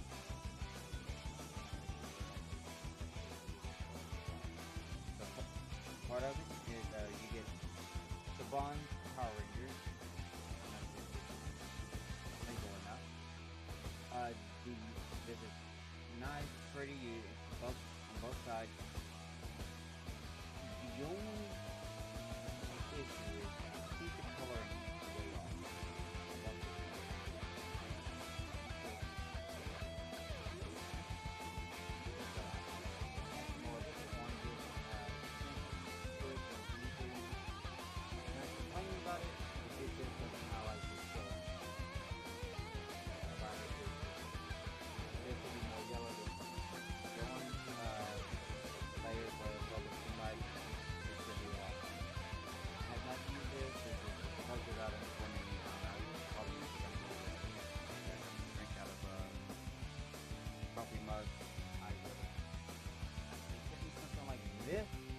Power Rangers on it, this would have been great. They go see Death Force.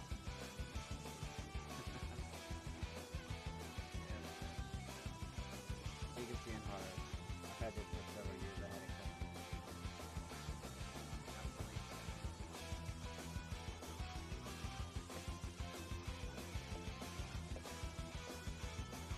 Anyway, yeah, that's what you're gonna get with it. And in future packaging, give us on the website. They'll tell you what each.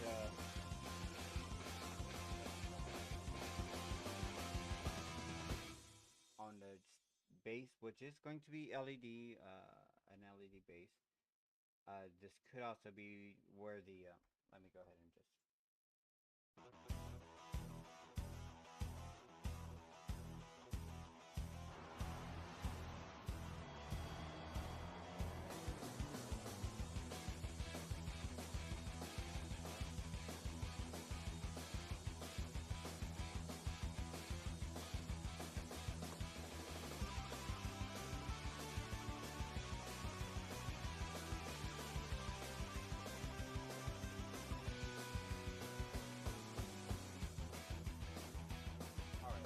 So here we are at Van Holmes website.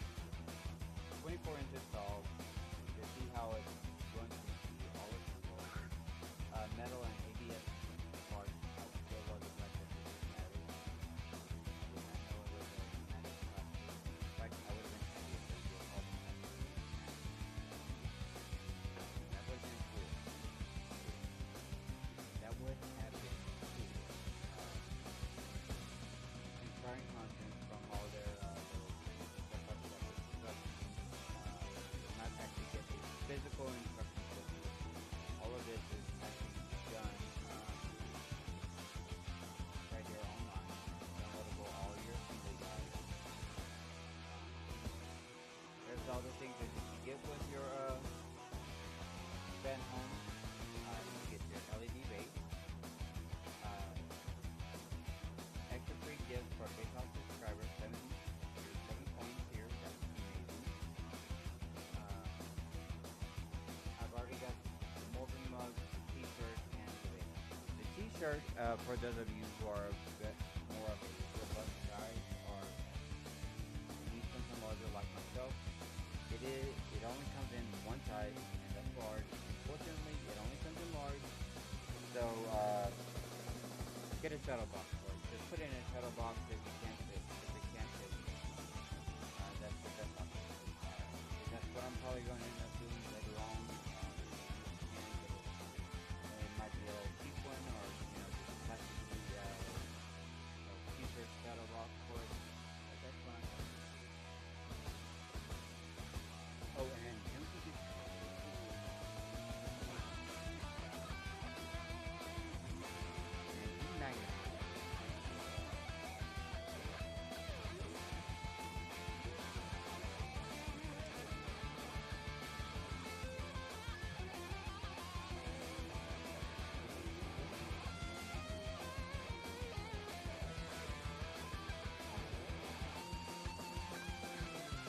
Now that I'm done.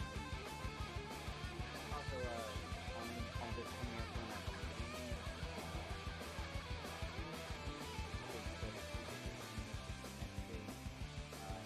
I will be getting the power bank. Okay. And to show you guys, the base will come in issue base 13 when they release 13, 25, 37, which should be my next base stage. Stage 49, 61, 37, 73, 37, 85, 97, 109, 100. When all the figures of the base will be released. And that's after it's all complete and I've done the Megazord itself. Okay, I'll have to cut it up. I have to pray for live situations. We shall do what we do, right?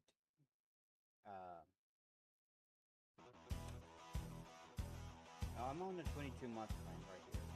This is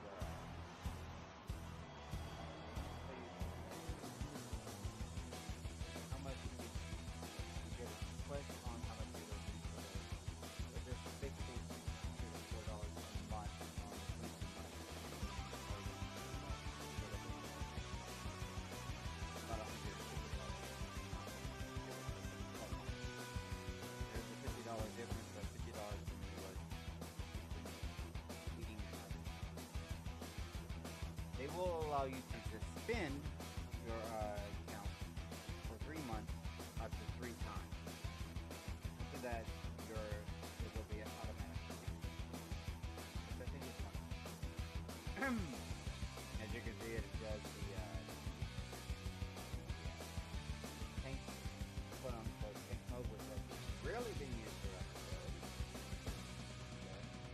I wonder if, like, in the one of them where they actually sent the tank, what of them?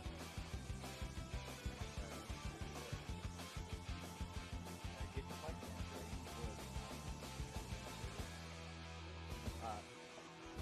There was there's going to be some issues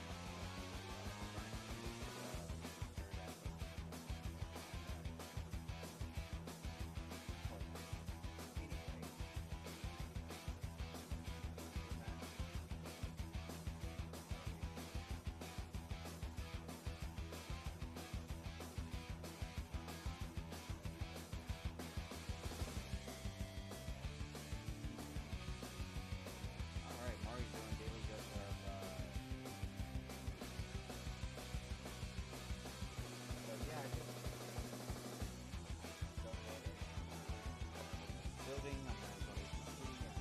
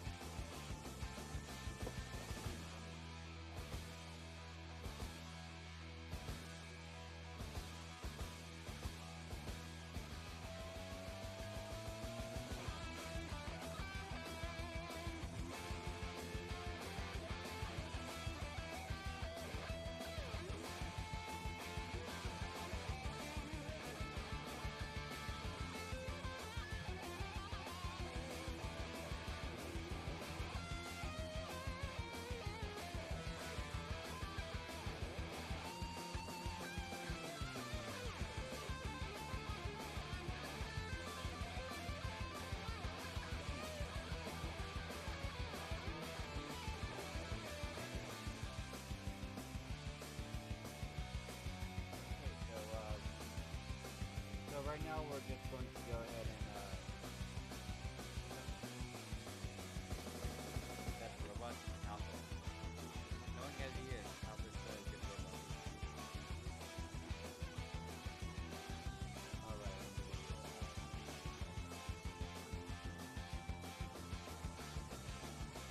I don't have a stream deck yet, so it is in my future references, hundreds of dollars later. Probably a better laptop or computer setup. No. No, you're not gonna. No, you're not. You're not gonna do that. Okay, let's see. We should be able to, first things first, let me do a quick test.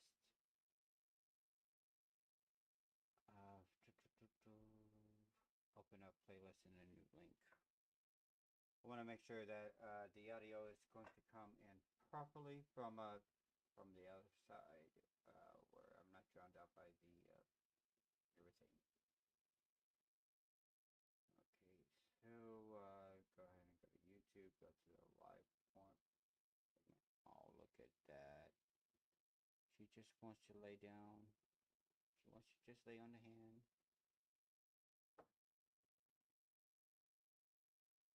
I get one hand now.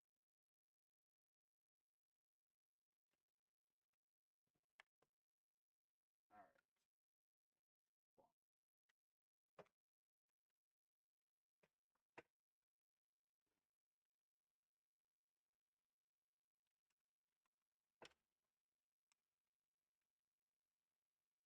second. I need my other hand.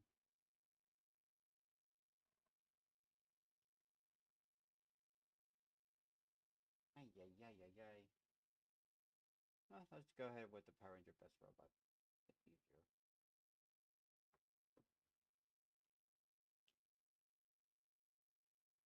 Which Power Ranger teams have a robotic companion? Of course, Alpha 5 is our main guy, followed by Alpha 6, 7, 8, and 9. We also had a glimpse of Alpha 4 once. The Blue Centurion could be considered a robotic ally, as could Decker from Power Rangers in Space. Circuit is one of my personal favourites from Time Force, and there's also Cybercam from Ninja Storm. You could count Rick from SPD, and then there'd be none for years until Tenso. Okay, I'm not really a Megaforce. fan of Alpha You could 6. also class Robo Knight under this bracket as well. Ninja Steel gives us Red Bot, followed by Beast Morphers with a bunch of different Beast Bots. Solon is a grey area as she's half dinosaur.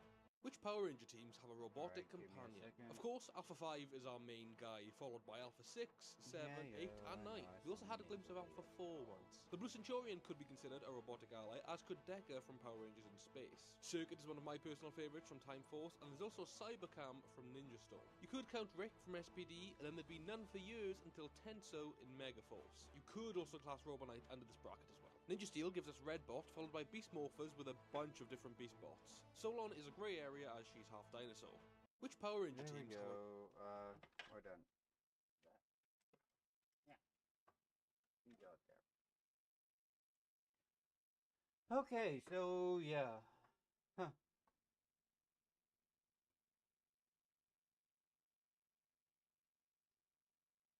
This is the most obscured one of the most obscured monsters in the other game. 5 heads are much better than 2. Combining our 2 deck masters together, this is the monster that will bring about your destruction. Dark Flare Knight is a combination of our deck masters. Yugi's monster is so much weaker than their dragon. I hope Yugi knows Are you what he's sure doing about out that? there. Prepare to attack now.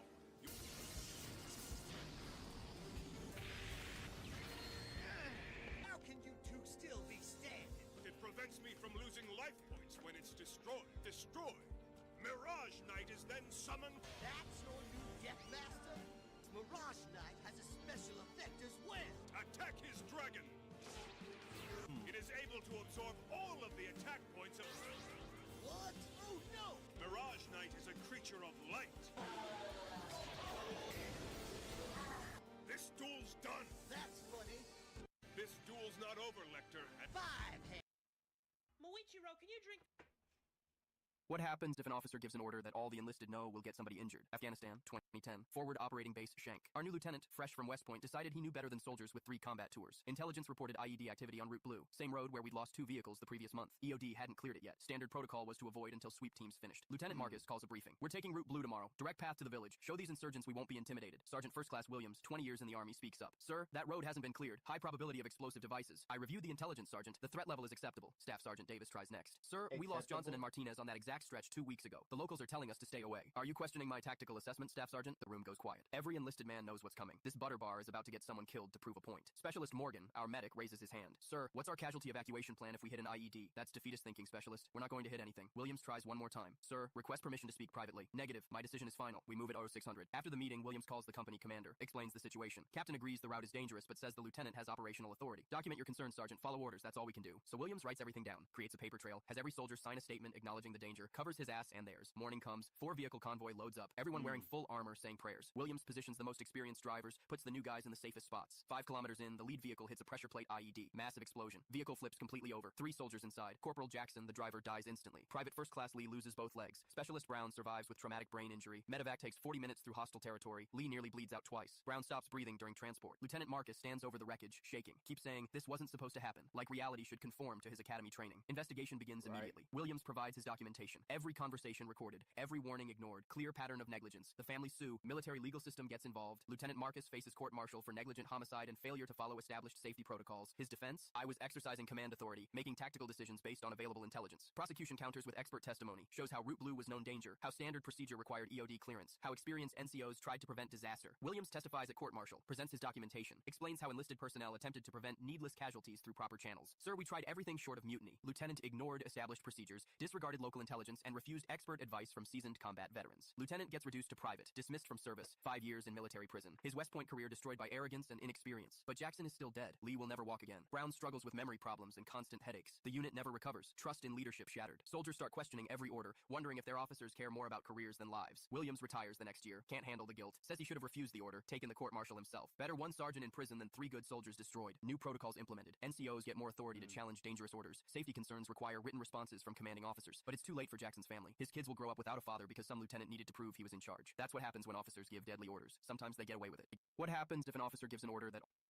What was your That fuck is it, just- I'm done helping others moment? I moved into this quiet neighborhood 3 years ago as a single dad with my 8-year-old son Jake. Next door lived this I love sweet these little 70-year-old lady named Betty, who always waved from her porch. Within a week, she knocked on my door asking if I could help move her washing machine because my son Kevin is just so busy with work. No big deal, right? Took me 20 minutes, but then it became a thing. Every weekend, Betty had something. Her garbage disposal was making weird noises. Her back gate wouldn't latch properly. Could I drive her to the pharmacy because her car was acting up? Each time she'd mention how Kevin was swamped at his job and couldn't make it. I felt bad for her. My own mom lived across the country, and I knew how much she missed having family around, so I kept helping. I mowed her lawn every other Saturday, fixed her leaky kitchen faucet, even installed a new ceiling fan in her bedroom during a brutal August heat wave. Betty would always offer to pay me, but I'd wave her off. We're neighbors, I'd say. That's what neighbors do. Over 3 years, I probably put in 40 hours of free labor. Jake would sometimes come with me, and Betty would give him cookies and tell him what a wonderful father he had. It felt good, you know, like I was doing something meaningful. Then last month, I'm outside washing my car when this guy in a BMW pulls into Betty's driveway. Mid-30s, wearing khakis and a polo shirt. He's carrying grocery bags and has keys to her front door. I walk over with a friendly smile. Hey there, you must be Kevin. I'm Tom from next door. Good to finally meet you after all this time. The guy stops dead in his tracks and gives me this confused look. Oh, you're the handyman guy, he says. Mom's always talking about how much she pays you for all that work around the house. My stomach dropped. Pays me? Yeah, she tells everyone about her reliable handyman Tom who does all these projects. Says you're not cheap, but you do good work. He laughs. Honestly, I was wondering why she needed so much stuff fixed. But hey, it's her money. I stood there feeling like an idiot. This whole time, Betty had been telling people she was paying me. Her family, her church friends, probably the whole neighborhood thought I was some contractor she hired. When Kevin went inside, I knocked on Betty's door. My hands were actually shaking. Betty, can we talk for a minute? She invited me in, all smiles and offering iced tea like usual. I just met your son Kevin, I said. He mentioned you tell people you pay me for the work I do around here. Her face changed instantly. The sweet grandma expression vanished, replaced by something cold and defensive. Well, what's the problem? You didn't mind helping until now. The problem is you've been lying to everyone about our arrangement. Your family thinks you're paying for these services when you're getting them for free. She crossed her arms. I never asked you to work for free. You always said no when I offered money, because I thought we were being neighborly, not because I was running a charity service while you took credit for being generous enough to hire help. Betty's voice got sharp. Listen here, young man. I'm an old woman living alone. If I want to tell people I have reliable help, that's my business. You gotta feel good about yourself, and I got my gutters cleaned. Everyone wins. That was it. 3 years of goodwill evaporated in 30 seconds. We're done, Betty. Find yourself a real handyman. I walked out and never looked back. 2 weeks later, she knocked on my door with her usual sweet smile, asking if I could help install a new toilet seat because her arthritis was acting up. I handed her a printed list of local handyman services with their phone numbers and hourly rates. These are professionals who actually get paid for their work, I said, and closed the door. Through my window, I watched her stare at that paper for a full minute before crumpling it up and stomping back to her house. What was your fuck it, I'm done helping others moment? I moved into this quiet neighborhood 3 years ago as I accidentally texted my crush instead of my mom. No way, what did you say? Polls tell me it wasn't anything weird. It was so bad, Mia. I said, dinner's ready, love you. To my crush! Ain't no way, foul. She prob thinks you trying to wife her up. She left me on red. She saw it. And just dipped. I might have to move cities for her. Nah, bro, it's over. Pack your bags, we starting a new life in Canada. How do I fix this? Do I unsend it? No, that's worse than she knows you panicked. Bro! This can't be happening. She just posted on her story. What does it say? It's a meme that says, some of y'all move too fast. No! Cantina, help. I need a mere bot right now. My friend texted his crush, dinner's ready, love you by accident. She left him on red. Then posted a meme about people moving too fast. What does he say to fix this? Hello, my friend, no need to panic. He can say, LMO. I just saw your story. To be clear, I was not proposing marriage that was meant for my mom. If she still seems weirded out, follow up with, but if you ever want a dinner invite, I can make that happen. Say this. LMAO. I just saw Really, your a story. chatbot? To be clear, I was not proposing marriage that was meant for my mom. Bro, I don't know. This is risky. You already told her you love her. What's the worst that could happen? Fair. Okay, I sent it. If this flops, I'm suing Chinmay. Bro, trust Chinmay got W Riz. Wait, she's typing! She stopped typing! She started typing again! Bro, this is worse than a horror movie. Okay, she replied! I figured. That was funny, though. Okay, yay, she didn't block you. We still in this. What do I say now? Tell her good to know I didn't ruin my chances forever. Sent. She's typing. Lol, you're good. Okay, we rebuilt the trust. Now we move in for the kill. Chill, bro. I'm not trying to scare her off. Brew, just say, to make it up to you, I owe you dinner. My treat. Bro, if she rejects this, I'm deleting my whole existence. Just send it. Okay, sent! Oh my god. She said, what's on the menu? No way! This is a certified W moment. What do I say now? Tell her, hope you like spaghetti. Make sure to download a Mirbot from my store. Ethan, BBC babe. I'm curious on the BBC. Okay. Okay, that is a thing. Alright, I got lost in this bullshit. I'm gonna just step away from that.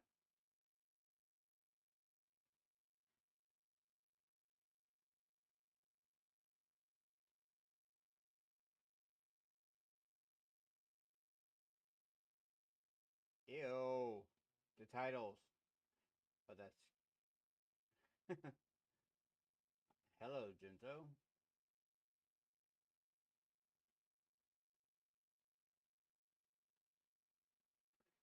Alright, let's see, random stuff that I can actually deal with, Oh, it's Setu Kaiba. It had an internal clock, and they basically set it to actually be, based on that whenever you set the clock at the time.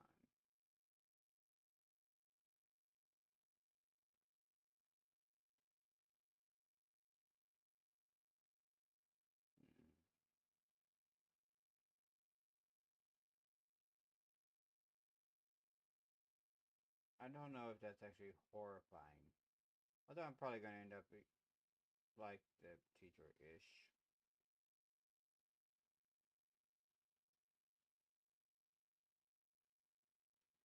New Digimon game may be closer than you think. Cool. What is...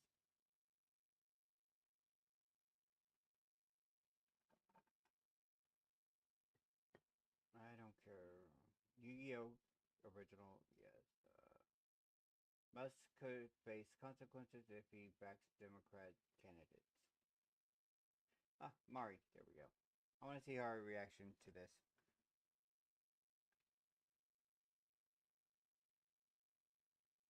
Oh, look at her, she's so Oh, hi, sleepy. little baby owl. You've never been petted before. Oh, that's so sweet. Hi, I'm Mari. Hope you're having a good day, and I hope this video makes today just a little bit better. Hello everyone, this is your daily dose of internet. He wanted to have some fun with his pet lizard, though shedding its skin. Oh. Oh! That's what they meant by inflated. Oh, dude, you can do that? I wonder what the skin feels like, the peeled skin. I remember one time I've tried, not tried, in school. My teacher brought in, this snake who shed its skin, and we could, touch, what the shedded skin felt like. It was really weird. Yeah, it is. That's so weird! What the heck? It inflates, bro! Why does it do that? That's because it's already come out. Oh! Oh! Ow! How?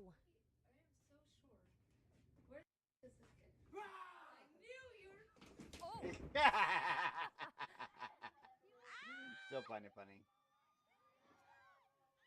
Oh. So, does anyone know how this magic trick works? Well,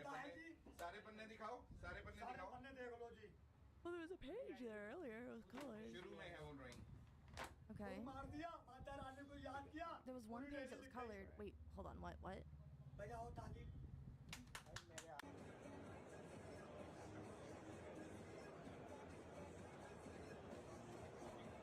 What in the This dog AI is managed to that? sneak out of this truck, but struggled to get back in. Oh, look at all the scratches on that car now from the dog. Bro.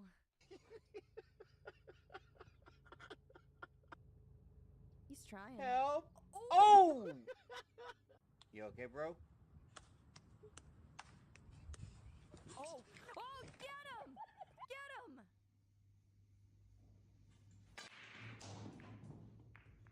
Dude. Damn! Why did you do that? How much force? Why did you take a bite out of it? I would. Vas-y mon gâté, teste le nouvel sneaker. Oh wow! Oh wow! He's gonna hit his face, bro. Oh, oh! Here's a good example of what practical effects look like when making a movie. I don't like the way that looks. Can you push in? Pull him in. I don't like the way that looks.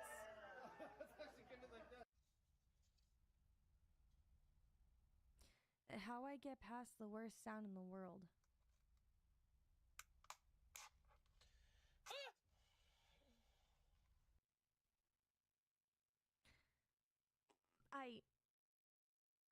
Why not just sip from the lid? Why do you need a straw for that? You wouldn't have to deal with that sound if you just drank from it normally. Oh gosh. You know they make special straws for those too. That's a Starbucks cup, isn't it? He was teaching his mom how to box in virtual reality. Okay, this is kind of creepy. Maybe turn around. Maybe turn around. Oh!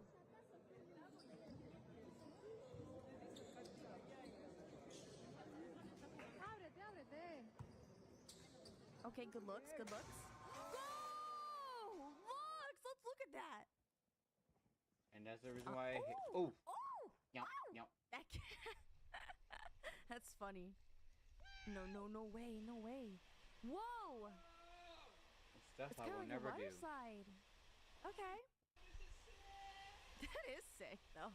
Nah. That's cool. Hey, mighty. Uh-huh. You're gonna fall. Fall. Oh! Ooh. Ooh! Ooh, is They this managed to and get slide. this tree to perfectly fall into this tree stump. There's a different way of doing There's it. smiley face on that stump. Whoa.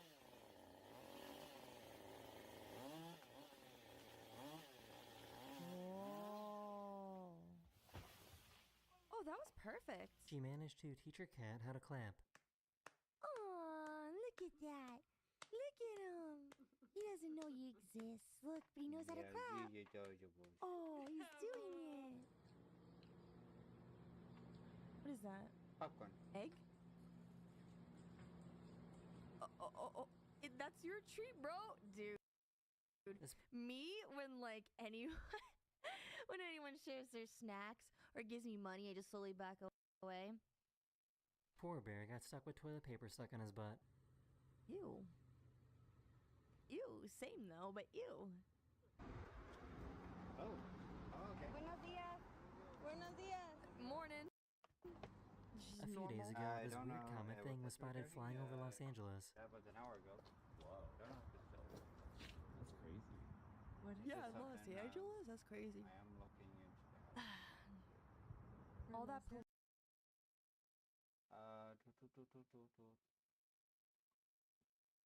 the name of that song?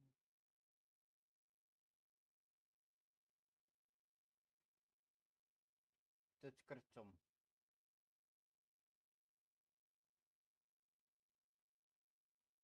It's hard for me to actually do all this stuff.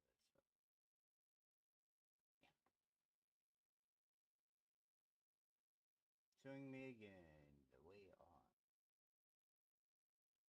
Hey there, everyone.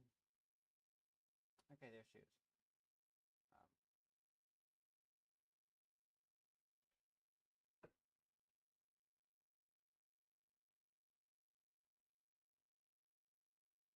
So we can help you make the proper decision. A lot of people get hooked on these online lenders where they're paying this exorbitant amount of fees. Quicken's the biggest one, to where you look and you click on all the details and the rate looks super sexy, but the closing costs are sometimes 2 or 3 times as much as your local lender would have been. When you said super sexy, because my brain, the way it thinks, I'm thinking like an interest rate and they're like 3.5 interest rate. That's what I was thinking. Low APR. That sounds about right. No prepayment penalty. No penalties.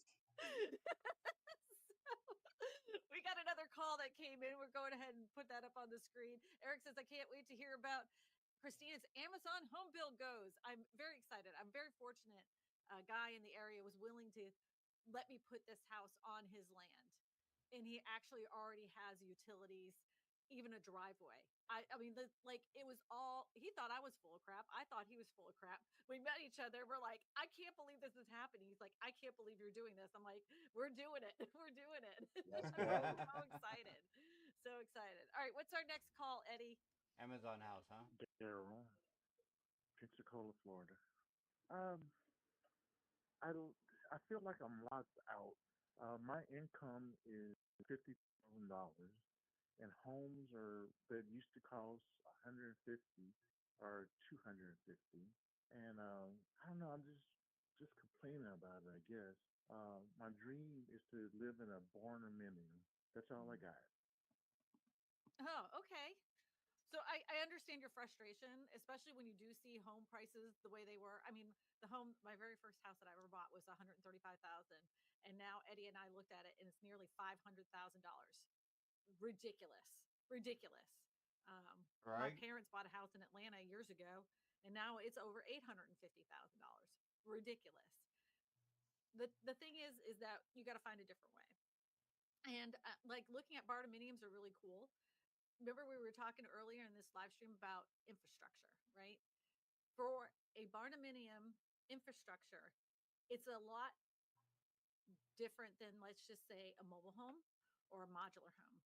The cement work is different. Even, and Ryan could talk about the lending when it comes to barndominiums. You're going to be looking at a completely different purchasing power with a barndominium than you would for a traditional home.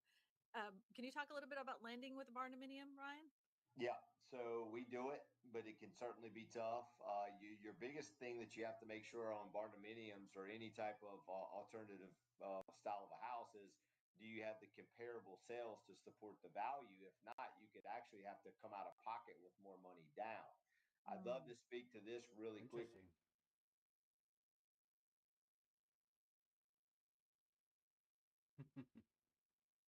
Yeah.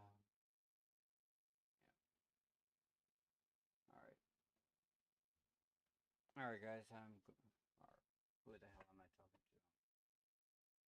All right, I'm just gonna go ahead and put myself on a commercial break to go grab something to eat. Kitchen. There.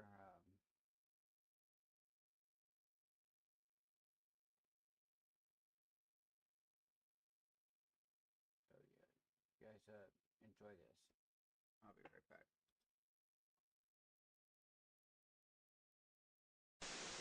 Will you be the one to witness the birth of the incredible Nintendo Entertainment System? The one to play with Rob, the extraordinary video robot, batteries not included. He helps you tackle even the toughest challenge. Will you be the first to raise the incredibly accurate Zapper and play games like Duck Hunt or action-packed Hogan's Alley and high-flying Kung Fu, each sold separately? Will you be the one to experience the Nintendo Entertainment System? Comes with Rob, Zapper, Control Deck, 2 controllers, Gyromite, and Duck Hunt.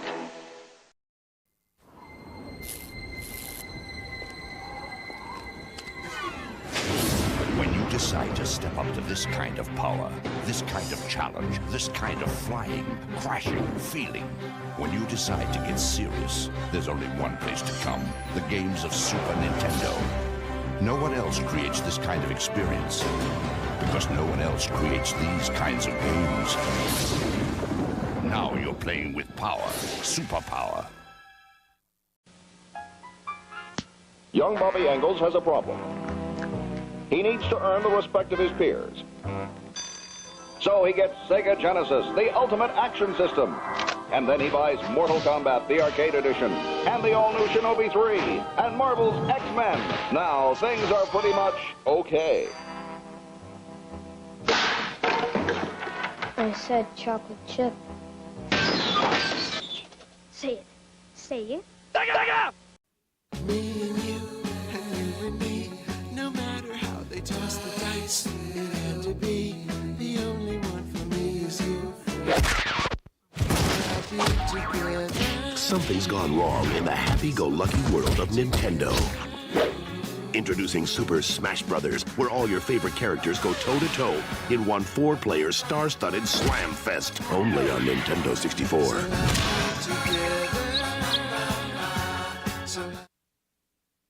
From Sony's PlayStation come the greatest hits, all your old favorites. Like the soft sounds of swarming missiles.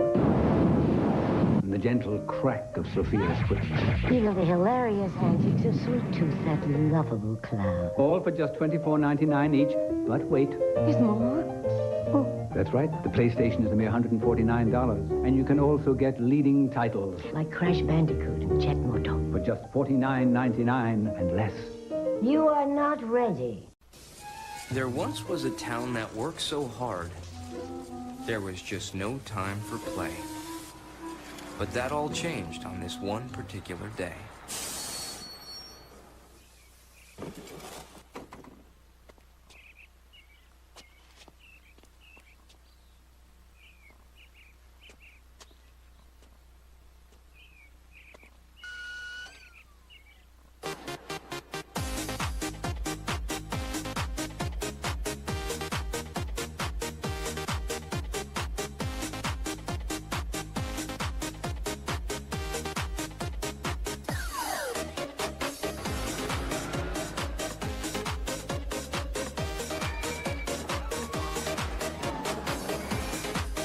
There's a time for work, and there's a time for play. Six Flags. It's playtime. This is the day you have trained for. The day you have studied for. Utilize your superior skills. Your superior intelligence. Sit down, rodent. Oh dear. Sarah, baby. Oh, you were one. Don't make me hurt you. Learn to defeat your ruthless enemy, Steve of Hackensack. Brian, you're gonna get roofed. Shut up, quadruped. Sega Dreamcast. It's thinking.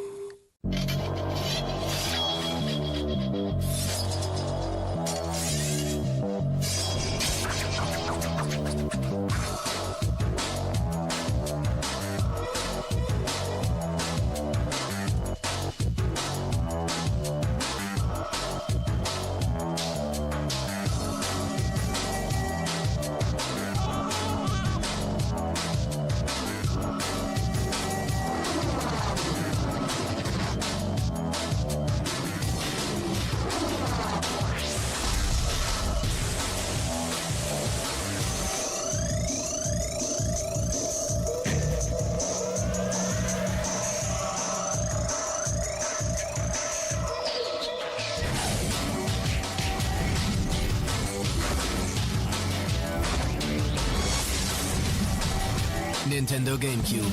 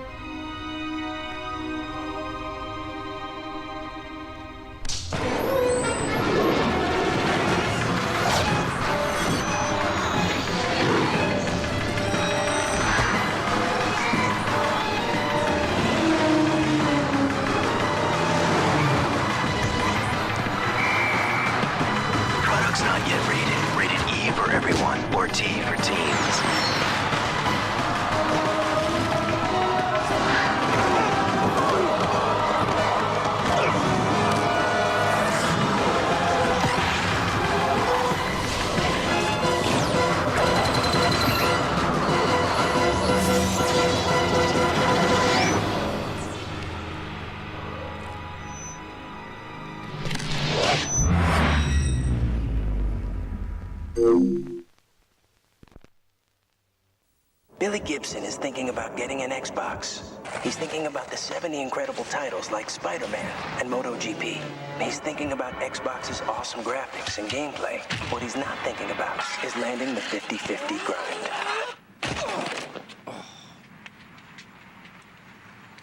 Anyone see my board? Xbox, now $199. Think Xbox.com to win a Cadillac Escalade and up to 70 games. Rated E through T.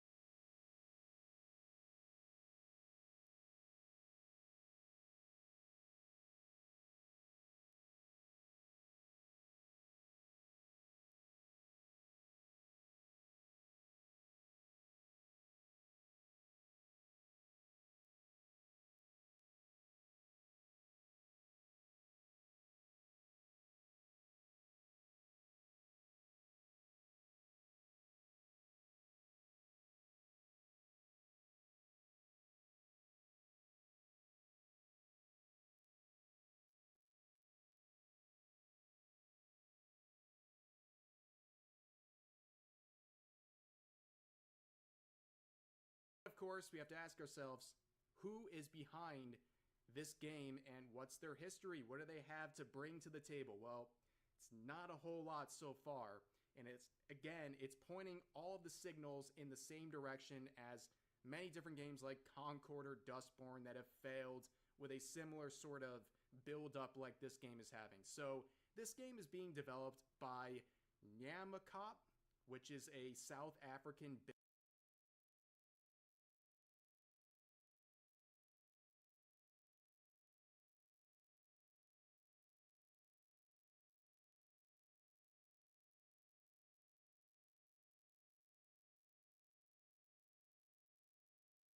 A woman participated in a big eater competition wearing a wedding dress. Just when she was about to finish eating, the boss suddenly told her that she had taken the wrong food. The food she ate has expired. The woman stood up and suddenly felt dizzy, but she found a string of strange numbers on the boss's head. After the boss gave her the money, she found that the amount was exactly the same as the number on the boss's head. The woman discovered that her eyes could actually see the rate of return.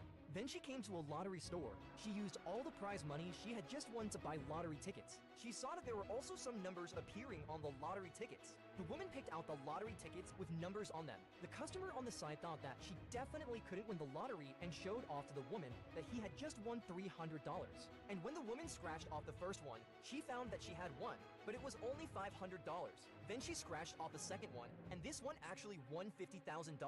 Subsequently, she scratched off all the lottery tickets. The boss found through calculation that the woman's bonus was as high as $800,000.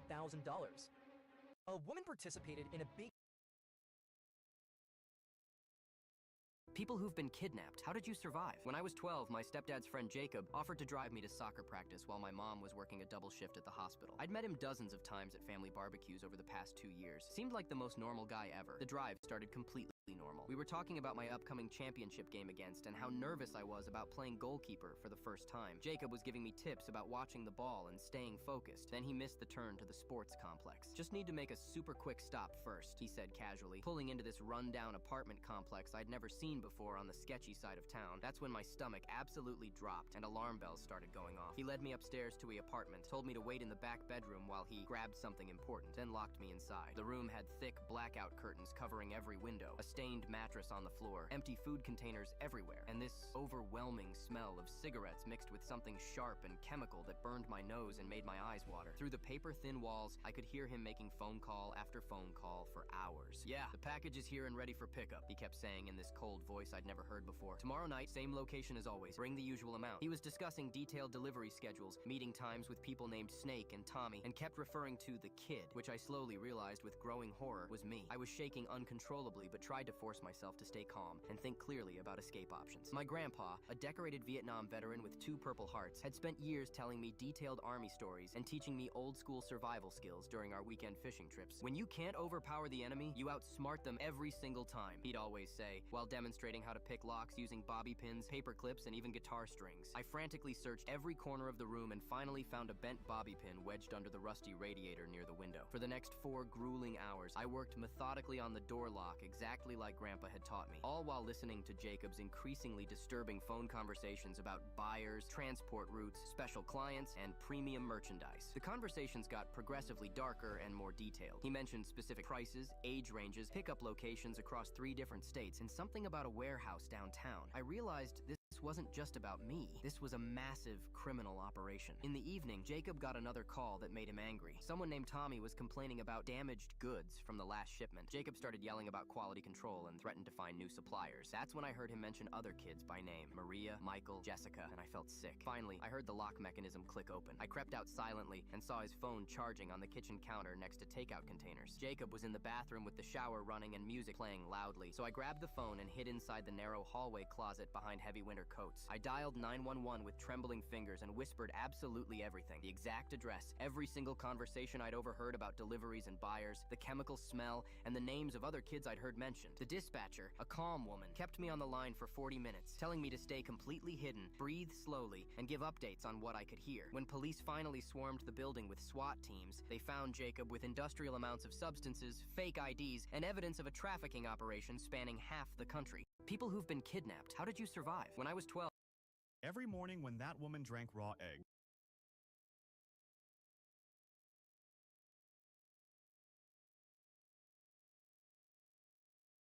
3 men would stare at her very attentively. Then one man would secretly stick out his tongue at that woman when he got the chance. This man would cross all limits of shamelessness. His name was Dongju. Moreover, he was considered the biggest fool of the entire town. Children would tease him. I caught my teacher selling my college recommendation. Every morning when that woman drank raw egg. I caught my teacher selling my college recommendation letters to the highest bidder, so I sold hers to the school board instead. Mrs. Henderson was supposed to be my ticket to Yale, a P English, 23 years of teaching, and a reputation for writing letters that got students into Ivy League schools. When she agreed to write my recommendation, I thought I'd won the lottery. That was before I discovered her side business. It started when I stayed late to discuss my essay. I was walking past her classroom when I heard her on the phone. Sarah's letter? That'll be 3,000. She's a strong candidate, 4.0 GPA, perfect SAT scores. The letter practically writes itself. I froze. Sarah was my best friend. Her parents had been bragging about Mrs. Henderson's glowing recommendation for weeks. The Chen boy? His parents already paid $5,000 for Harvard and Princeton letters. Premium package. My stomach dropped. David Chen's family owned the biggest restaurant chain in town. They could afford premium anything. I pressed closer to the door. What about the Williams girl? The voice on the phone asked. That one's tricky. She can't afford much, but she's got real potential. I'll write something decent for 500. Enough to get her into a state school. That was me, the Williams girl who couldn't afford much. For 2 weeks, I gathered evidence. I recorded phone calls from the hallway. I photographed parents slipping envelopes into Mrs. Henderson's desk drawer. I even followed her to coffee meetings where briefcases changed hands like some kind of academic drug deal. The worst part? She was actually a brilliant teacher. Her lessons were engaging, her feedback insightful. She just didn't think poor kids deserved the same shot at greatness. My breaking point came during parent-teacher conferences. I watched David's father slip Mrs. Henderson a thick envelope while discussing his son's unique qualifications. Then came Sarah's mom with her checkbook. Finally, my own mother arrived, empty-handed except for hope. I know you'll do right by her, Mom said. She's worked so hard. Mrs. Henderson smiled that practice smile. Of course, I believe every student deserves their best chance. Liar. That night, I compiled everything into a detailed report.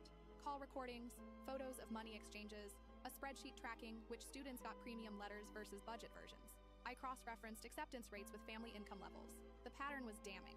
Instead of confronting Mrs. Henderson, I sent the whole package to the school board with a simple note. I thought you should know how your teacher of the year really operates. The investigation took 3 weeks. Mrs. Henderson was called in on a Tuesday morning and escorted out by security that afternoon. Her computer was seized, her files confiscated. The local news picked up the story by Thursday. Beloved teacher caught in college admissions bribery scheme. But here's the twist. I wasn't done. See, Mrs. Henderson had been applying for a principal position at the district's flagship high school. Her recommendation letters from colleagues, parents, and former students painted her as an educational saint. Letters that would land her a $120,000 a year job with full benefits. I sent the school board her entire application packet, along with my evidence, with one addition, a letter of my own. Mrs. Henderson taught me that excellence should be accessible to everyone, regardless of economic status. She demonstrated this principle by ensuring her own downfall cost exactly what mine would have, everything. She was blacklisted from every school district in the state. 6 months later, I got my acceptance letter to Yale. My new English teacher, fresh out of graduate school and passionate about equity, had written me a recommendation based purely on merit. Mrs. Henderson now works at a copy center, helping students format their college applications. Sometimes justice is perfectly ironic. I caught my teacher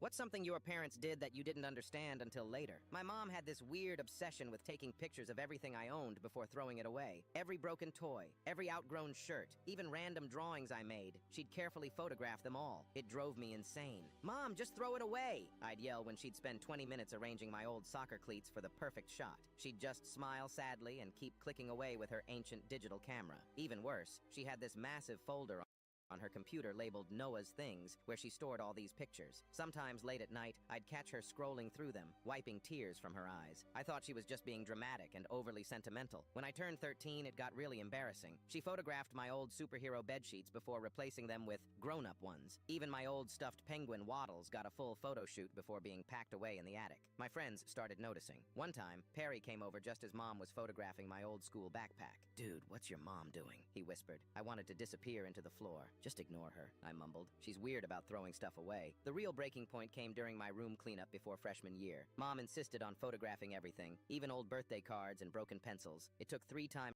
longer than it should have. "This is ridiculous," I exploded. "Normal parents just use a garbage bag. Why do you have to make everything so weird?" Mom just kept taking pictures, but I saw her hands shaking slightly. That's when Dad pulled me aside and told me something that changed everything. When Mom was 7, her house caught fire while she was at school. She lost everything. Every toy, every picture, every memory of her childhood went up in flames. The only things she had left were the clothes she wore to school that day. She couldn't even remember what her favorite doll looked like, Dad explained quietly. It haunted her for years, not having a single picture of the things she loved as a kid. I felt like I'd been punched in the gut. All those times I'd rolled my eyes or complained, I'd never even asked why she did it. That night, I found Mom's Noah's Things folder on the family computer. There were thousands of pictures, all carefully labeled and dated. Noah's first pair of light-up sneakers, age 4. Noah's favorite dinosaur shirt, the one with the ketchup stain, age 6. Noah's science fair project about volcanoes, age 8. But what really got me were the notes she'd added to each picture. Under a photo of my raggedy old stuffed penguin, Noah wouldn't sleep without Waddles for 3 years straight. He said Waddles protected him from monsters. Under my old soccer cleats, Noah scored his first goal in these. He was so excited he forgot to untie them and wore them to bed. She hadn't just been taking pictures of old junk. She'd been preserving memories. The next day, I brought down a box of old middle school stuff I'd been hiding in my closet. Mom looked surprised when I asked her to help me photograph everything. I thought you hated the pictures, she said quietly. I was being stupid, I replied. Besides, how else will I remember that this was the exact pencil I used to pass my first algebra test? Mom smiled, tears in her eyes, and grabbed her camera. What's something your parents did that you didn't understand?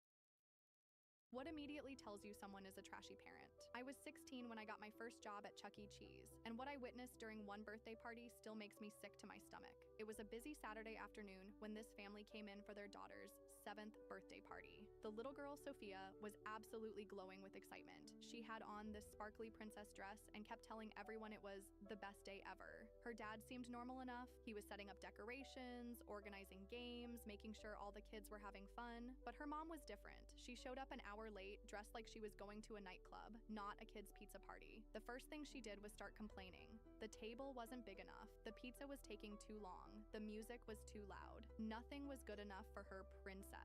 During the party games, I noticed something strange. Every time Sophia won something or got excited, her mom would immediately redirect attention to herself. When Sophia won the dance contest, her mom jumped in and started dancing provocatively, making all the other parents uncomfortable. When Sophia was opening presents, her mom kept interrupting to talk about how expensive everything was and how spoiled her daughter was. But the real red flags started during present time. Sophia was so careful with each gift, reading every card, thanking everyone personally. She was the sweetest kid, polite, grateful, just genuinely happy. When she opened this beautiful art set from her best friend, she gasped and said it was exactly what she wanted. She immediately started showing her friend all the different colored pencils and markers. That's when her mom snatched it away. Sophia, you need to be more careful with expensive things. This is going in the car so it doesn't get lost. The little girl's face fell, but she nodded obediently. I watched her mom walk toward the exit with the art set, but instead of going to the car, she made a detour. She went straight to the customer service counter. I couldn't hear the conversation, but I saw her showing them the art set,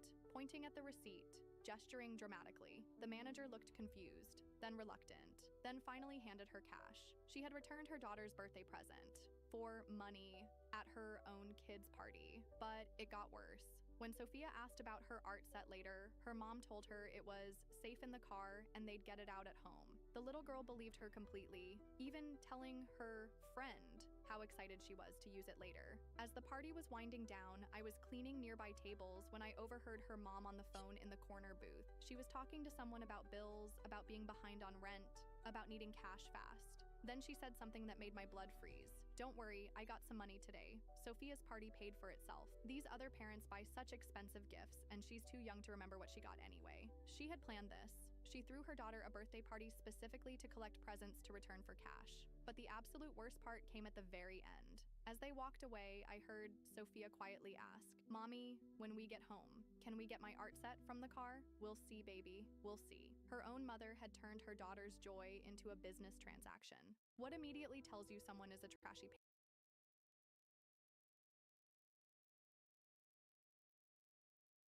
Students, what's the craziest excuse you've successfully used to extend a deadline?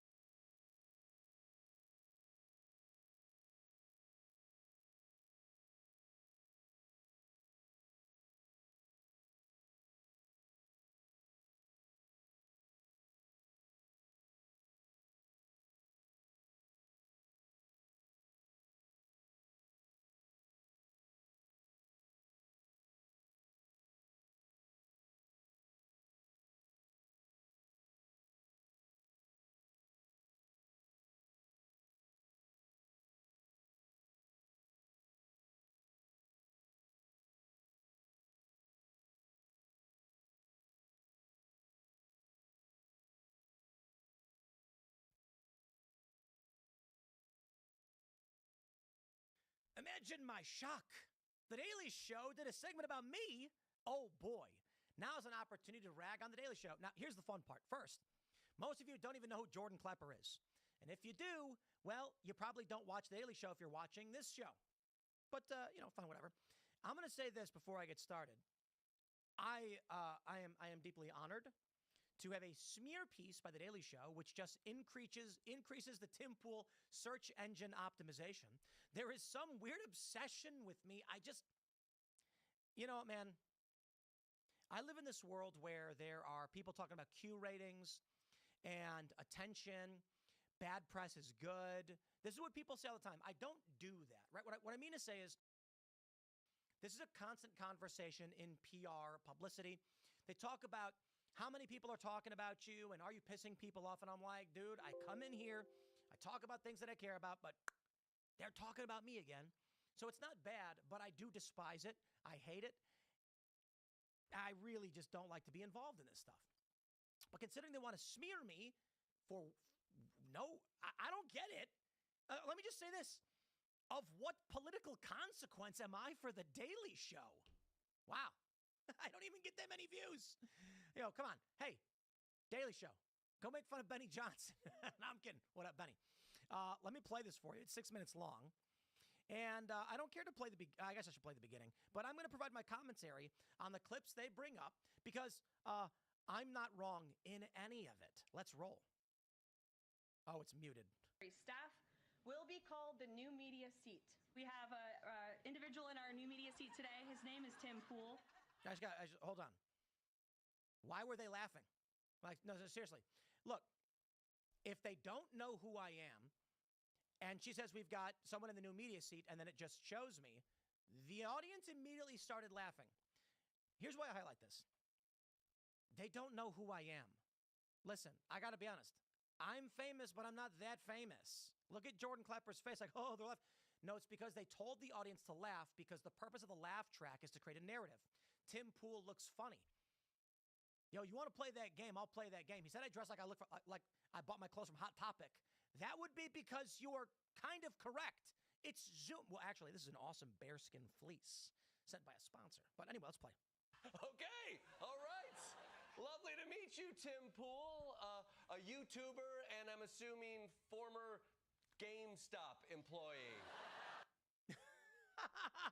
And I'm friends with people who've worked at GameStop before. I'm just going to say it again.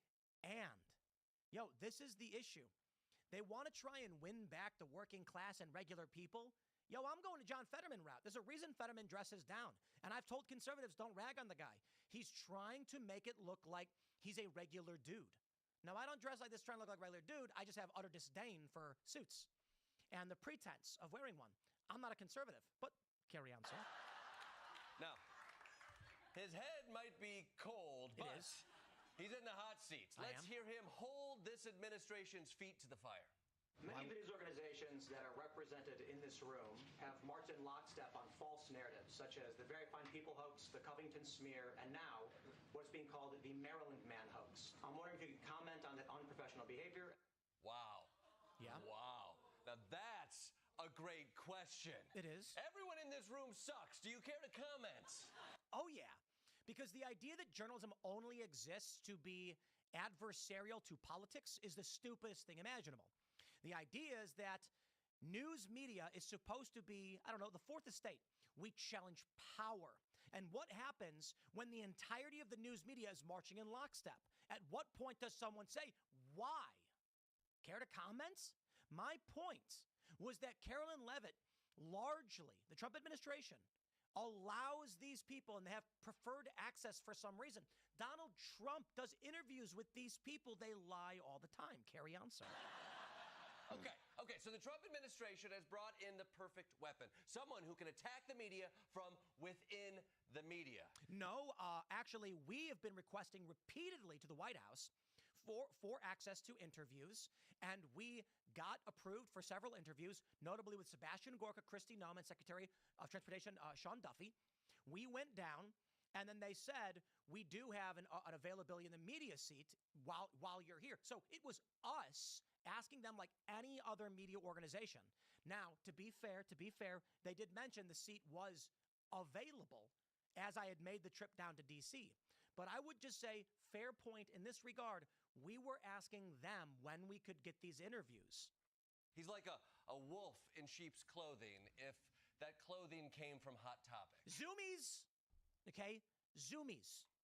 Not Hot Topic. You know what? Looks can be deceiving. If he has White House credentials, I'm sure he brings the dignified, well-sourced positions that we expect from qualified journalists. Let's roll. You've got stories of migrants grilling cats and slaughtering mammals in the street. The left are like, Hold on. There literally were stories of it. I'm not wrong. I'm not saying those stories were corroborated, confirmed. In that clip, I said, you've got stories of this. Indeed. It was all over the right. So I'm not wrong. Here we go. This one's fun. Only get paid. Also, I want to point out this is 5 years old. Oh, wait, no. This one's like 3 years old. 73 cents on the dollar for what a man makes, but at the same time, you have this trend of ladies' nights where at bars, women get discounts when they buy drinks. So spare me, dude. Oh, you see the jump cut? Those were two entirely different points they mashed together to make it seem like I was saying, it's okay that women get paid less. They get ladies' night. Literally not the point I'm making. This is how they lie. I'm grateful for, first of all, I say, how is it, our society is such garbage, to be honest. I'm sorry, like, this is what media is, okay? And it's deemed acceptable. Literally, no, I'm not making the point that because when we get cheaper drinks, it's fine, they're getting paid less money. The point is that these people are complaining about something for which they do not understand because they don't get paid less money, but they still do get discounts. The bigger point I made was the discounts are illegal. because of trans issues, we must refer to the vagina as the front hole. I do love that they played that clip, which, as you can tell, is from 10 years ago. Actually, I think that clip is going to be from 2018, because that's the old jersey. You can see like all the stuff I've got behind me. Man, all those old knickknacks and whatever, awards and things like that. Yes, that was a story, I believe, from 2018, where I was saying the new term for women is frontal. Now, hold on. He's laughing about it. We're in agreement on that, my dude. Woke is crazy. Whoa! What? I can't believe what my upper side holes are hearing. Whoa, that's transphobic, bro. Wow.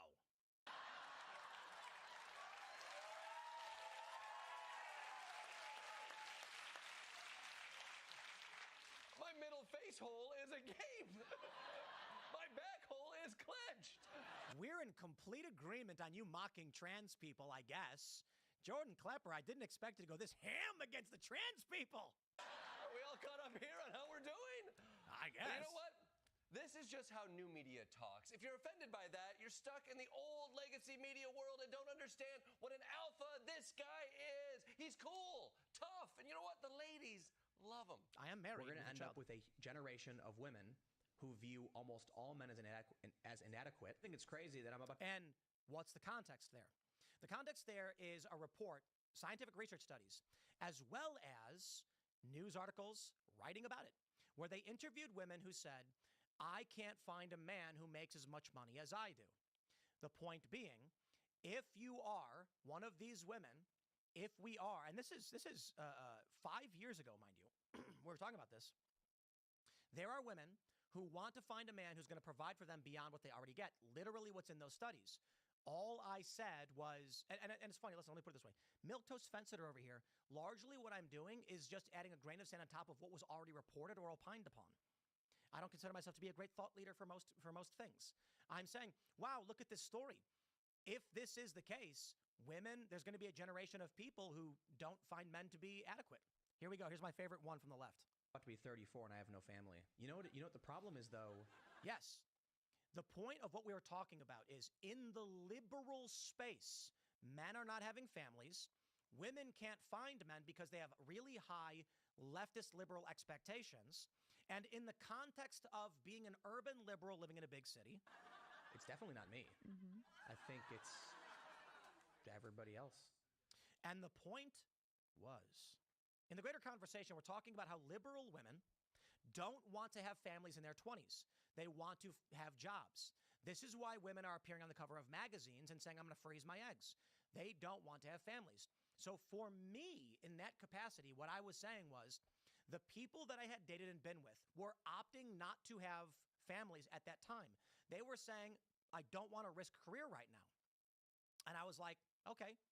Now, when I say everybody, obviously there's a context to this that they are removing it from, but by all means. The goal of The Daily Show in this regard is not to actually address the ideas, but just to try and take away any kind of, I think the way the Democrats operate is, don't like this person, they're not cool. That's their whole game. Jordan, you are in over your head, but I appreciate it. Let's roll. I'm gonna play this hand blind and say it's definitely you, Tim. Well, I am married and I have a child. But actually, I'm going to do this for my homeboy because he's wrong. Women, men make as much. This story has been repeated over and over and over again. Let's see. Oh, there's a bunch of them. Man, wow. Here's the article reference. Women are struggling to find men who make as much money as they do. My point was 100% correct. When they say it's a generality, and when I say everyone, what I mean is a generality, most women are trying to go upwards beyond their own capabilities. So let me stress this for you, Jordan, for the context you missed. If a woman is in her 30s, mid-30s, and she makes $50,000 a year, a man who makes $50,000 a year is not going to want to settle down with an older woman. He's going to go for a younger woman. In this capacity, my point was, in these liberal spaces, the people that I had been around in all of it, it's like, it's crazy to me. Not that I don't have a family, because they're trying to frame it like I'm desperate and couldn't find anybody. My point was, my dad had 2 kids by the time he was 27. It's crazy that we live in a society where that was acceptable and normal. When I decided to get married and have a family, I did. But they're pulling that context out. But let's play. In fairness, I'm sure it's hard out there for guys who look like Joe Pesci's Home Alone stunt double. Joe Pesci's fantastic. I'll take it. What I do want to mention is in the comments, there's a really great one. You think it's crazy that you're 34 and you don't have any family. What's crazy? You can't figure out why. I'm 39. That's how far back they're going for this. This is wild. Okay, fine. Fine.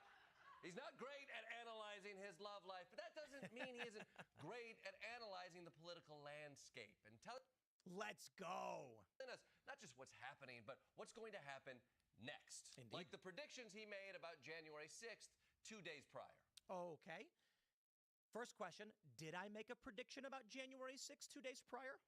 Newsweek says, exclusive, threat of pro-Trump violence in Washington overshadows inauguration security plans. Oh, I just love the depravity of these news outlets.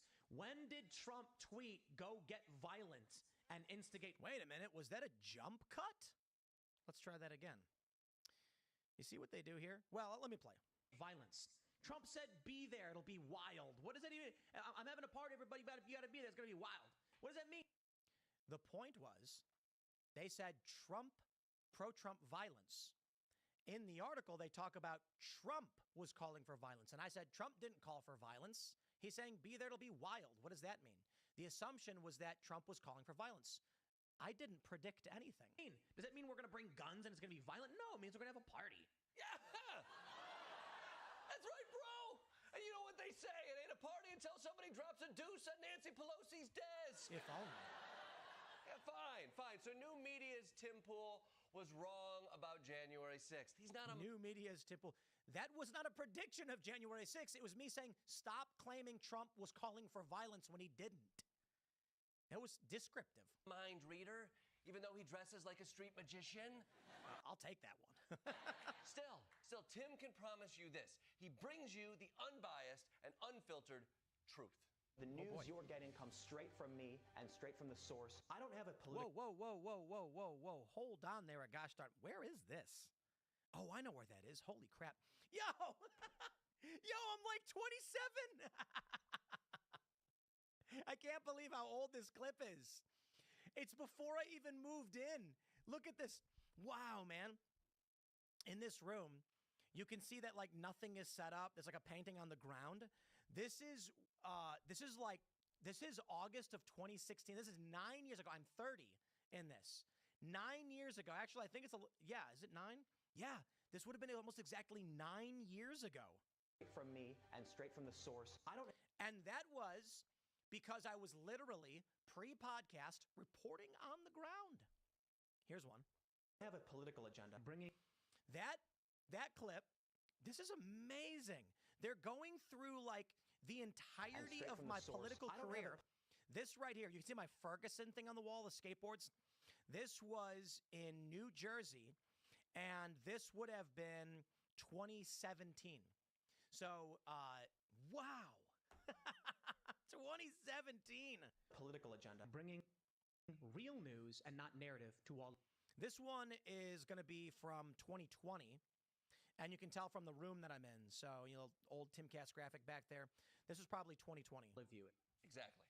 It's truth to table journalism. Indeed. Immune to propaganda and outside influence. Tim? And I will maintain that right now. Poole is an honest man who cannot be bought. Popular far-right American influencer Tim Poole unwittingly paid by Russian state media company RT as part of an operation to influence American politics. Never happened. It's pretty wild. Let me tell you the story. The DOJ launched, here's the understanding we have so far. The DOJ launched an indictment. They issued an indictment against two individuals no one ever heard of, claiming that Russia was funneling money to a new media venture in Tennessee. My understanding of it right now is that they dropped the case almost immediately, as there was no evidence it was ever true. They never released any evidence. It was all conjecture, and that was the end of it. I think the reason why they came out and it was fairly weak, like none of these people actually knew it was happening, was because if they tried to actually come after us directly on something they made up, then we'd have grounds to challenge their claims. Instead, as it turns out, it literally never happened. Now, I don't know where we're currently at because I'm not party to whatever that case was. What I can tell you is based on my understanding on the legal side of things, the DOJ straight up made it up. That's my understanding. Never received money from Russia. We never had anything to do with any of this. And it appears the DOJ dropped the case almost immediately after claiming it. Really fucking weird, right? What more can be said?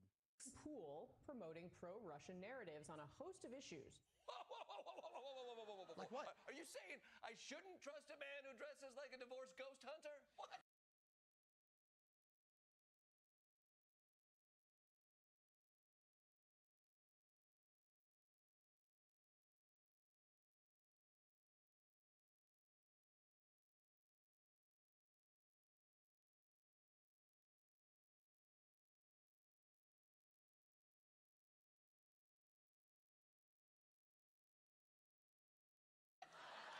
I like ghost hunters. We actually put together the Inverted World show. Come on.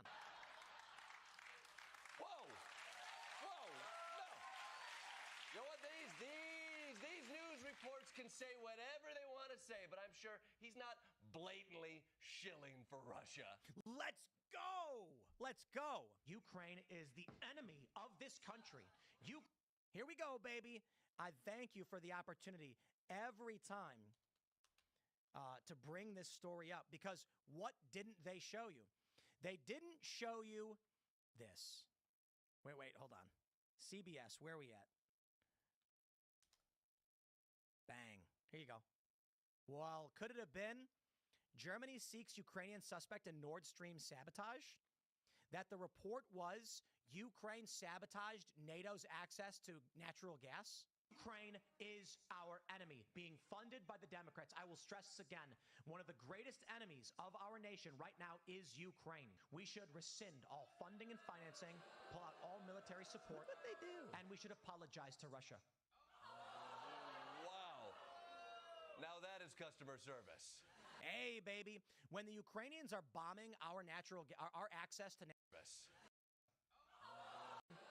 of our nation right now is Ukraine. We should rescind all funding and financing, pull out all military support. What they do. And we should apologize to Russia. Wow. Now customer service. Hey, baby. When the Ukrainians are bombing our access to natural gas, cutting off the energy supply to our NATO allies, and fucking morons like you, Jordan Klepper, back them, I have questions about whose side you're really on. What I think is that this is largely a European influence operation. They want U.S. to be involved, but the U.S. people have said, fuck off. We voted for Donald Trump. We want the war over. And while Donald Trump was fighting to bring peace to this region, Ukraine went behind our backs and launched drone strikes on the Russian nuclear fleet. So how about you go shove your military-industrial complex up your ass? I mean, come on, Tim. You're better than this. These allegations are true. I'm outraged. You can't be pushing Russian propaganda. It doesn't matter how much they're paying you. They weren't. A new report claims that during the 2024 campaign, Russian state media funneled $100,000 per episode to Tim Pool. $100,000? Me in my front hole. Whoa. Well, I want to pause and just give the Daily Show a shout out. They're going ham on the trans stuff. Whoa. Whoa. All right. So what? What is $100,000 per week? Could it be $5.2 million? Could it be that Tim Pool, with millions of subscribers, the second biggest live show in the country, can command a rate as high as this? Why, heavens me, how much do you think Sean Hannity or Tucker Carlson was getting paid at Fox News? What would I say? What would you say if you said Timcast IRL? I think 2 episodes ago, because we track the ratings, we don't have them immediately the day after. We have general ratings, like I can tell you probably have 500,000 from last night's episode. About 678,000, I think, was the final tally after a 24-hour roll. So 24 hours in the episode, 678,000, and that's about 600K key demo, which is double the key demo viewership of the 5 on Fox. I'll take it. How much do you think that costs? Someone came to me and said, Tim, we want you to host a show once a week for us, which we will control the ads on. Non-exclusive license for distribution, blah, blah, blah. You'll control everything outside of what we broadcast. Guess what? Yeah, the $5 million. The way they break it down, you know. What have we learned here today? We learned that Tim Pool has been compromised by Russian interests. However, the good news is I have not. So here's the question I have as I wrap this long segment up. What was the point? Who am I? Okay, I guess I have a show that's double the ratings of the biggest cable TV news show, but let's be real. We average about 700. We go between 700 and 800,000 per episode, which is about 700 or so in the key demo, because almost entirely our viewership is key demo. That's just IRL. The Tim Pool Daily Show, the morning show, live hour, usually gets around 200,000. Then we break it up again into 2 more, which each individually get about 150 to 200,000 views. So doing pretty well. To be fair, though, there's a bunch of other people who get way more traffic than I do. The #1 live show in the country, Steven Crowder. Yeah, we're #2. I guess, I don't know what his total audience is on the audio side, but bigger than us. So I wonder, what was the point of attacking me months after I appeared at the White House? To push, once again, the Russian hoax narrative. Hey, man, hey, Trump, I know how it must feel. But I'll say it again. The DOJ launched it, dropped it. It was fake. It never happened. I'm going to say this right now. My understanding, based on like all the legal work we were doing, they were treating me like a victim.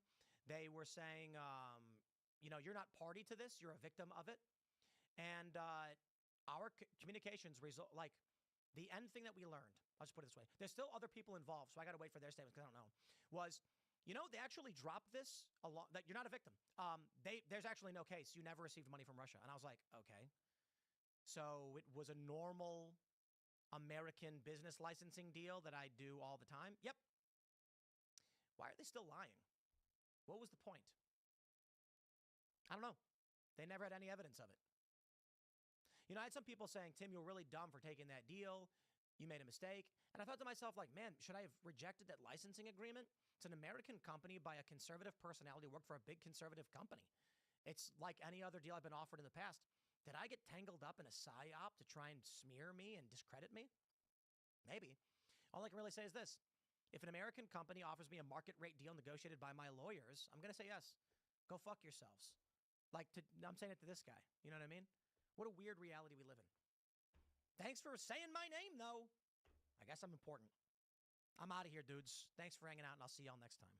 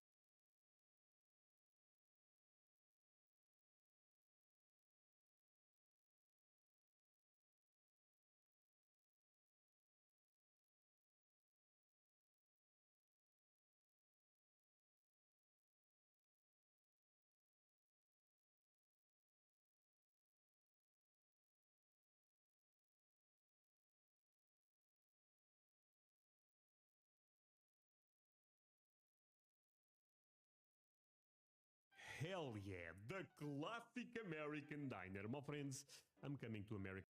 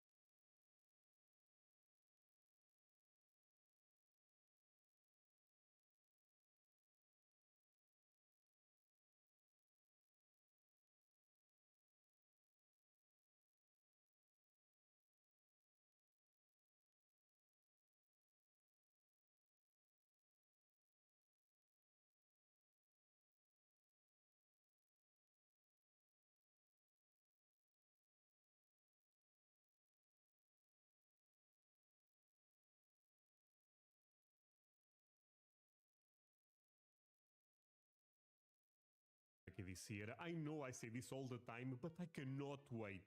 And one of the things I want to try the most in America is going to an American diner, having the classic American breakfast. Oh, that sounds so amazing, my friends. Life does not get much better than that. I may get emotional. That said, today we are going to find why American diners are the way they are. Should be an amazing one. But before I go into that, let me ask you for one thing. If you can leave a like, thank you so much. Is the best way to show support. Now, if you can subscribe, well, in that case, forget about it. You make my day. Have that in consideration. Link for the original video in my description. And last one. Everyone knows what a classic American diner looks like, which is so recognizable that it's been exported around the world as a symbol of American culture. But why do they look... Oh, the pancakes and the burgers, my friends. I cannot wait. Sorry, I'm already pausing the video. Actually, I have a question for you, and I will try to not pause that much. When was the last time you went to an American diner? Actually, all the diners are American diners to you, my friend. But you know what I'm talking about. Please, please, my friend, leave me a comment. I read most of them because I want to know how popular diners still are in America. You know what I mean? That way. Hi, I'm Michael Weitzner, and I've been an architect for over 35 years. Today we're breaking down how architecture and design elements from 3 different eras of U.S. history work together to give the class